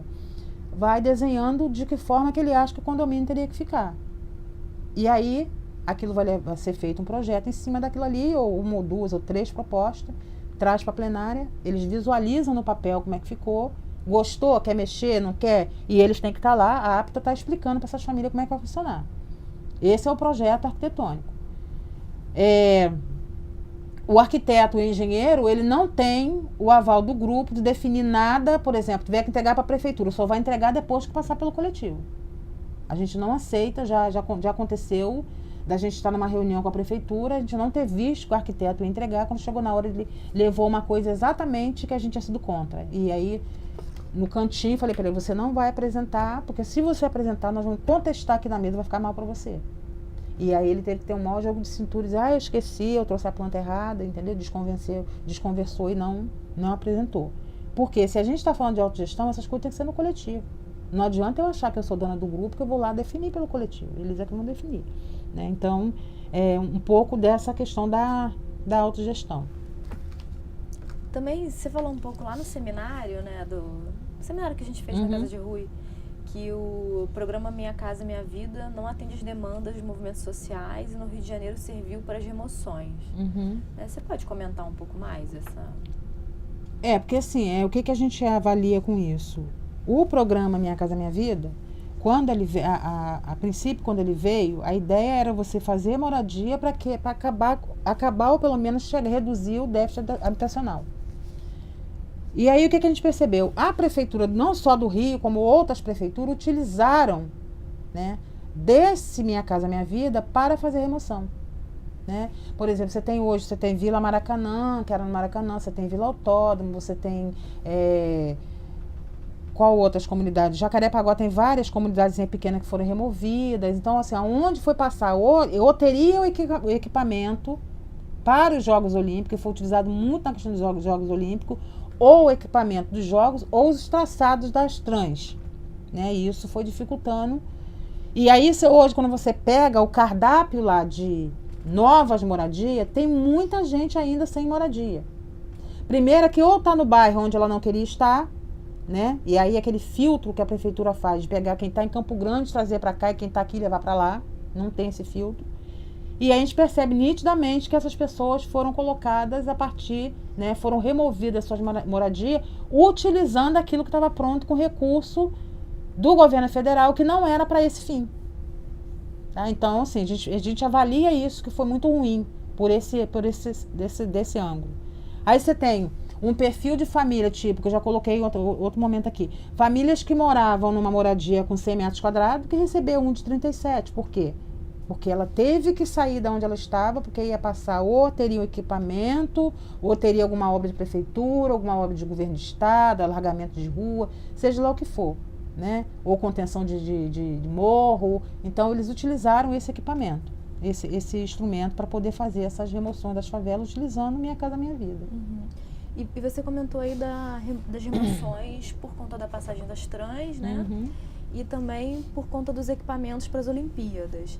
Você percebeu alguma remoção em função da Copa do Mundo também? Em função da Copa do Mundo, houveram também, né? Pequenas, não tão transparentes, mas houveram, né? Na Copa do Mundo, foi o que mais que teve? Que construíram o PAN, a Vila do PAN, foi nessa ocasião. Removeram famílias, tiraram pessoas para construir a Vila do PAN, e está lá a Vila do PAN. A Vila do PAN para quem? Né? Que aí, assim, qual era a reivindicação dos movimentos? Já que vai ser construído aqueles apartamentos na Vila do PAN, que a gente pega as famílias que foram removidas para a construção de algum tipo de equipamento, pega essas famílias e coloca naqueles apartamentos. Mas de seguida, nós tínhamos o quê? Venderam para o Romário, venderam para Ronaldinho, venderam não sei para quem. Venderam o negócio ainda na planta, como aconteceu lá na Barra. Como aconteceu na Barra. Por que não fizeram aqueles apartamentos antes e colocaram o pessoal da Vila Autódromo ali? Na Vila Autódromo, mas não. Colocaram lá para Bandeirante, lá em cima, né? Ou então colocaram na Colônia, e aqueles apartamentos hoje já foram vendidos na própria planta. Que com certeza deve estar tudo fechado. Tudo fechado. Porque os equipamentos, os móveis que estavam dentro já tiraram todos, os apartamentos estão limpos. E as famílias estão sei lá onde, né? Só Deus sabe onde. Sem contar, você tem assim, a cada reunião que eu faço, fui eu aqui, a cada reunião que eu faço, com nossos grupos, você tem demanda nova chegando. Hoje de manhã, eu vim pra cá, eu atendi 3 pessoas, perguntando se eu tinha vaga no grupo. Aí você fala, porque minha mãe é deficiente, meu marido tá doente. Eu falo, vocês são casos de prefeitura. Ai, dona Jurema, mas eu não queria da prefeitura, eu queria ficar com vocês. Aí como é que você faz? Você manda embora? Entendeu? Eu não quero aquele da prefeitura, é muito pequenininho. Meu marido usa cadeirante, entendeu? E aí? Como é que você faz? Manda... Não tem como você mandar embora. Você acaba esgoelando mais o grupo que já está lá. Demanda toda hora, a todo momento. As pessoas sabem que tem, mas elas... E que tem direito. Uma pessoa nessa situação tem direito na prefeitura a reivindicar. Tem que procurar o social da prefeitura e reivindicar um apartamento para ela morar. E quando acontece um caso desse, de uma família que não pode colaborar ativamente no mutirão, de, enfim, botar a mão na massa em termos de... do processo de construção, como é que é absorvido pelo grupo? Por exemplo, nós temos as famílias que nós trabalhamos até agora, nós trabalhamos 3, 4, 5 cooperativas com esse mesmo modelo. Foi Xangri-Lá, Ebert, Colmeia e Piíba. E agora Esperança. Por que a gente coloca 17 horas? Que a gente está avaliando também que tem que reduzir um pouco mais. 17 horas trabalhadas, 1 hora é a hora de almoço. 1 hora é fundo reserva. O que é fundo reserva? É para atender exatamente essas necessidades. A gente compreende que tem companheiros e companheiras no grupo, não tem condição de trabalhar. Ou é muito idoso, apesar de que o idoso não faz dificuldade, não tem dificuldade. Nós temos mais dificuldade que eles sentam lá, ó, no chão, desamassam um prego, cortam arame, ele vai servir água na obra, ele vai ajudar a varrer. Então tem várias situações que ele pode trabalhar.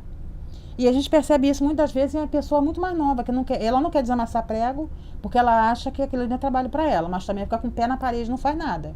Né? A gente costuma até brincar e dizer, olha, que isso aqui é trabalho de mutirão. É assentar o tijolo, não sentar no tijolo, é diferente. Né? Então a gente percebe muito isso. Então a gente busca ter dentro do canteiro de obra sempre alguma flexibilidade para essas pessoas.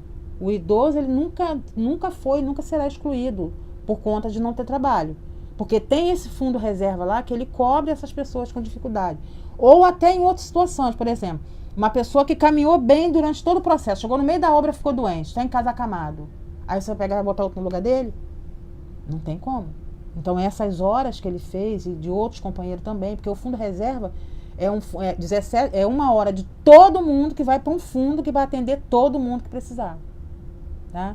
A outra questão, por exemplo, as mulheres. Geralmente as mulheres falam assim, mas eu não sei, nunca trabalhei com obra.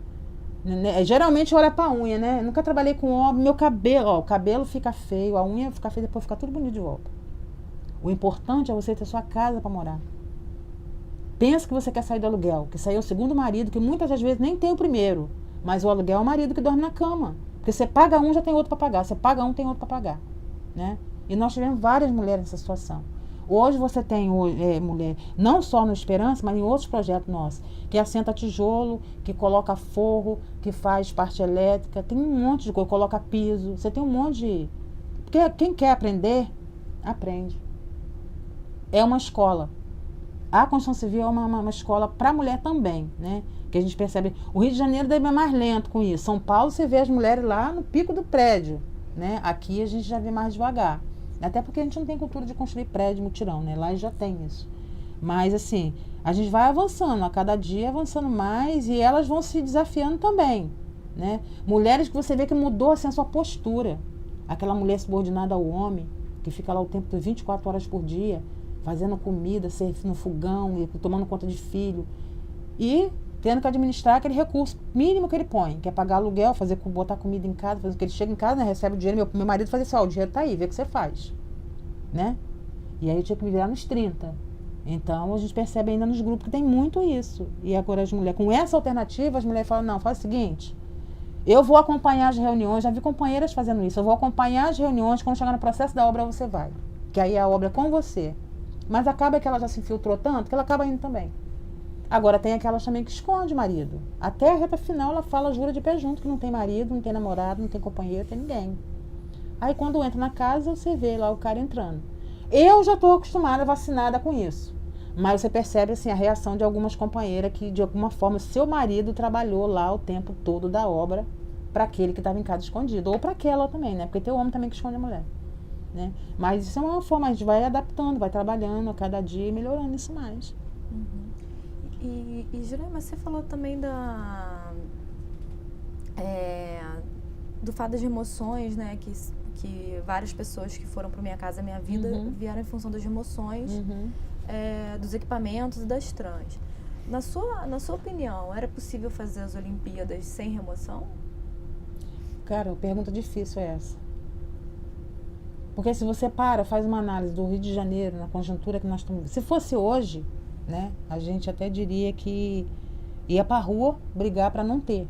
Nós não fizemos isso. Até porque a gente não sabia, eu pelo menos não sabia, a gente não visualizou esse quadro que o Rio de Janeiro entrou. Né? Os equipamentos que não nos serviria, a gente sabia. Quando a gente ia dizer assim, para quem vai ficar o legado depois? Que era você ter lá as grandes piscinas, você ter várias situações que estão acontecendo na Barra que estão lá paralisadas, assim, ninguém está utilizando. Então, esse é o legado que ficou. Né? Eu não sei se o Rio de Janeiro deveria ter recebido as Olimpíadas. Não sei se o Rio de Janeiro deveria. Porque hoje você vê o caos que nós estamos. Que é lamentável você ver o que está acontecendo. Você vê aí todo dia tem gente na rua brigando com um pagamento que não tem. As pessoas estão pedindo cesta básica para o outro. entendeu? Porque assim, entrou muito dinheiro que saiu pelo ralo, né? Mas é uma avaliação que a gente faz que no momento, hoje quando alguém me questiona, fala, caramba, você viu o Maracanã como é que tá? Eu falo assim, lembra quando a gente falava do legado? Esse é o legado que ficou para você, Maracanã pelado, entendeu?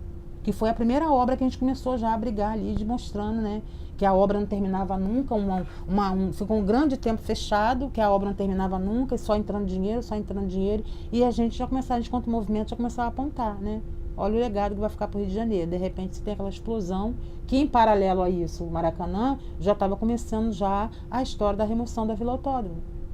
E aí, em paralelo a isso, você tem a criação daqueles grandes canteiros de obra, que foi aquela luxúria que foi aquilo ali, né? Você percebe hoje, será que nós vamos ter direito de entrar ali? Quando é que nós vamos entrar? Quando tiver tudo quebrado, para a gente entrar e dizer, aqui, ó, o legado que ficou, é isso? Né? Então, na minha avaliação, sinceramente, eu sei que tem gente que olhando esse vídeo, agora vê se a mulher é louca de falar um negócio desse, mas, sinceramente, eu acho que se a gente tivesse bola de cristal para adivinhar o que ia acontecer, não deveria ter vindo. Você tem um Rio de Janeiro hoje falido, quebrado, arrebentado, né? Em todo sentido. Em todo sentido. Porque não foi só a obra dos equipamentos que levou a gente a esse fracasso, esse buraco que nós entramos. Foi também a construção de vários apartamentos que estão fechados por aí, que ninguém quer morar. Então, assim, é uma avaliação dura, difícil de fazer, né? Mas, porque nós sabemos o quanto foi bom ter vindo, né? Mas, assim, o turista chegava e ele ia direto para lá, ele via só aquilo que estava ali, ele não foi para a periferia para ver o que estava acontecendo, né? Foi muito bom para, como dizia meu pai, muito bom para inglês ver, né? Foi muito bonito você ter visto lá, ter ido para lá saudar, receber o grande número de pessoas que trabalham voluntário. Eu queria encontrar com uma meia dúzia daquelas e chamar para um mutirão. Tem um mutirão de obra acontecendo. Quem é que pode ser voluntário? Né? Quem é que poderia ser voluntário?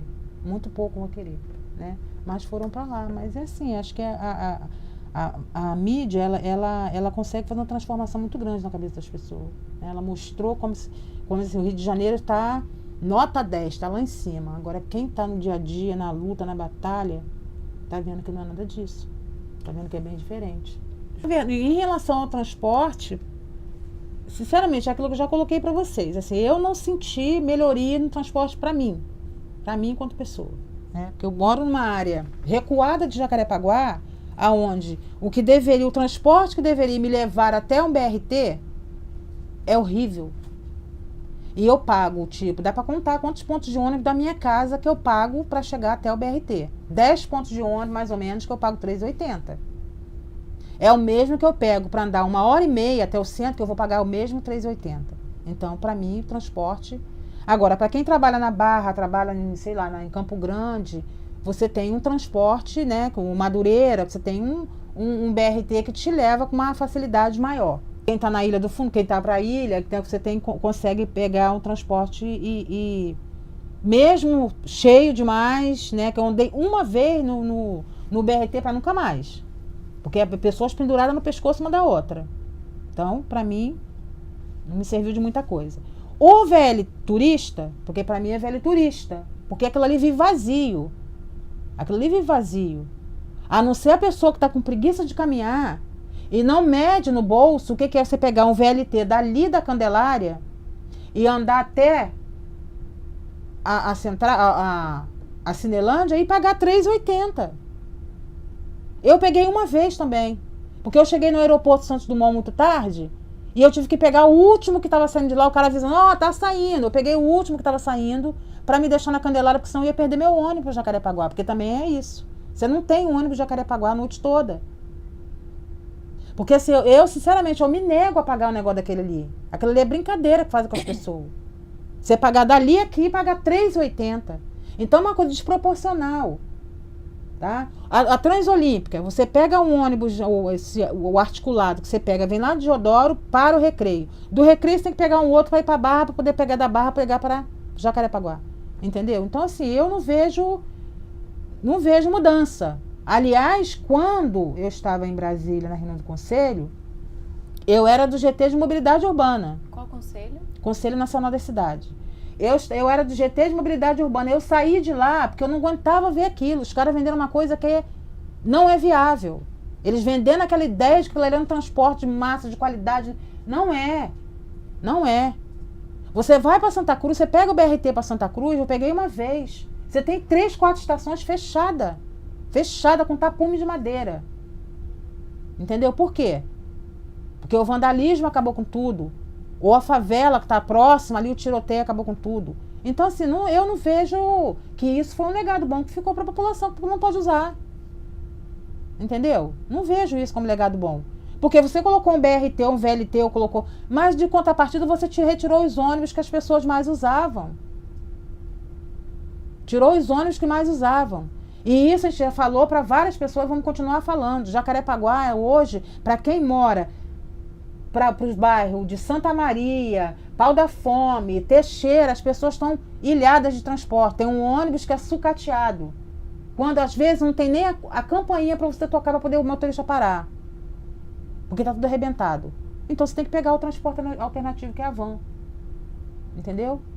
Então, assim, Colônia também. Por exemplo, quem desce na Colônia, quem desce na Taquara para ir para a Colônia, dependendo do horário, você não tem condição para ir para a Colônia, não.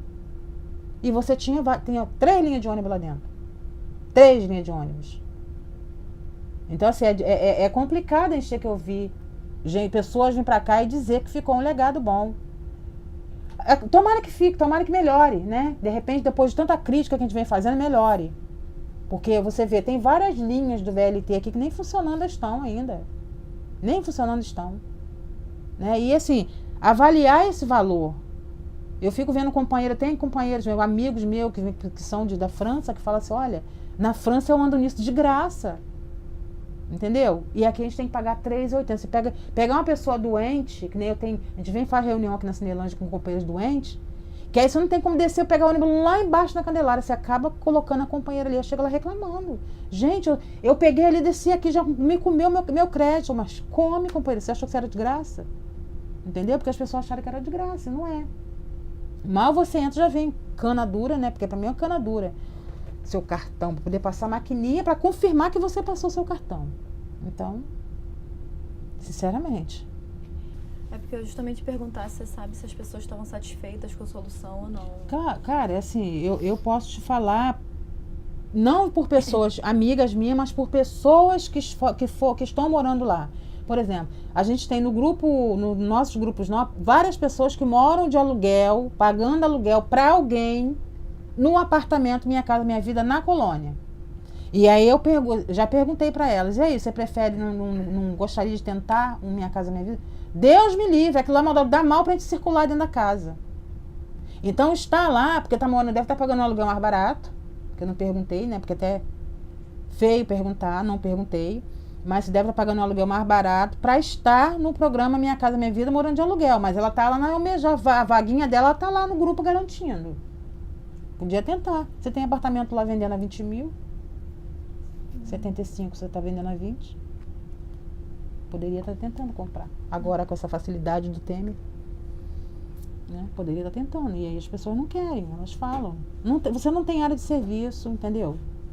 Não tem uma flexibilidade melhor para uma cadeira de roda, porque a regra do programa hoje ele pede, você tem que ter uma flexibilidade maior, você tem que ter porta com vão maior, entendeu? Tudo isso você tem que estar na regra, porque a gente batia sempre naquela história, ó, tem que ser os apartamentos de baixo, que a porta tem que ser... Mas um dia eu posso virar um cadeirante, e aí? Eu posso morar no 5º andar e virar um cadeirante, como é que eu faço? Eu troco a família de baixo, ó, você vem pra cá, porque agora chegou a minha vez? Né? Então tem algumas coisas que tem que ser mudado. E aí tem não tem contato com quase ninguém que for de remoção assim para esse equipamento das Olimpíadas.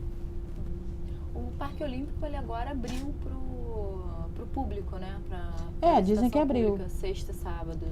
Você chegou a conhecer? Não, nunca fui. Não, e sinceramente, tenho mínima vontade de ir. Porque assim, no dia do seminário, quando eu passei lá, eu me senti muito mal. Quando eu entrei na Vila Autônoma, você entrava ali, a gente já entrou ali passeando, via as casas, as pessoas sentadas nas suas varandas, via aquele negócio, parece um container. Um container, cara, botaram o povo dentro pra morar. Isso é uma... Nossa, não dá nem pra... Entendeu? Aquilo ali era pra entrar e explodir.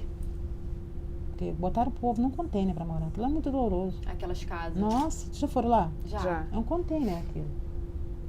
Fez igual o prefeito de São Paulo fez lá o CEL, que era botava a escola dentro de um container. Entendeu? Então,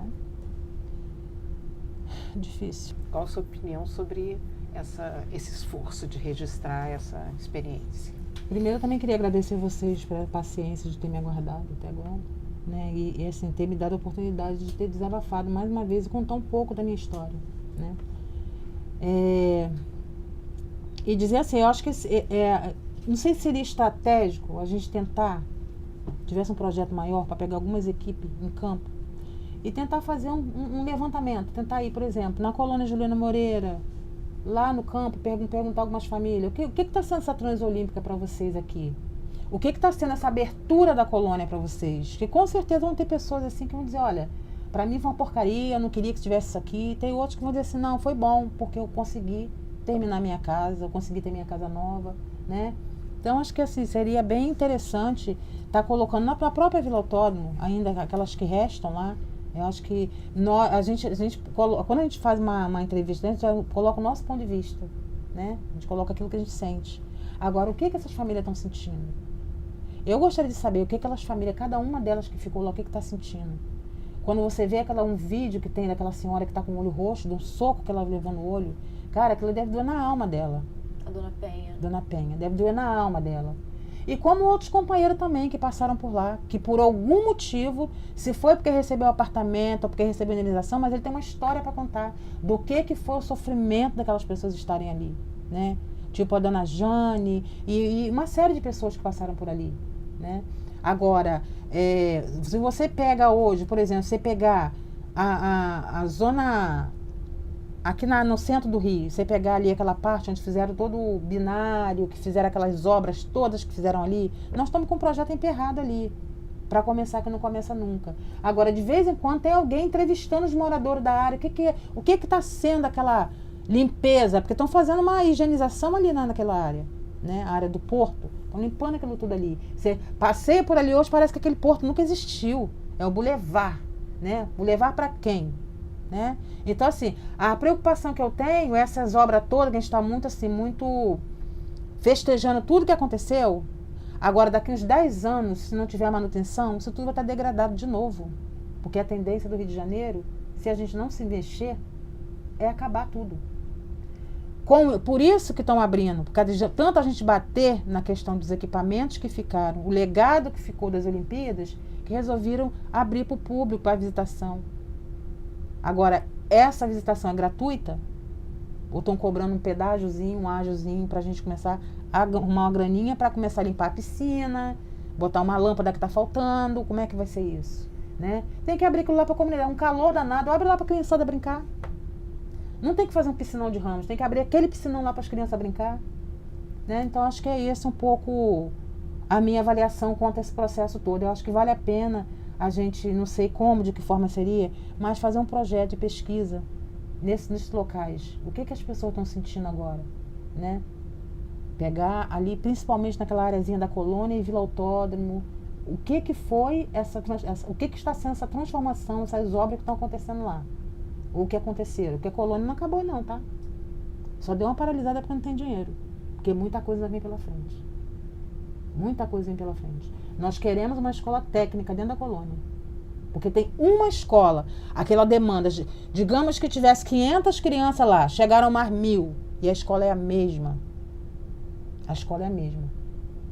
Tem 2 ou 3 creches, mas por 4 anos está fora da creche. Já tem que procurar uma outra escola fora de lá, porque a escola não atende. Então, assim, na verdade houve um boom, muita obra, muito tudo, mas aquilo principal que as pessoas queriam não aconteceu. Não chegou até eles, né? Então, assim, acho que é um pouco disso.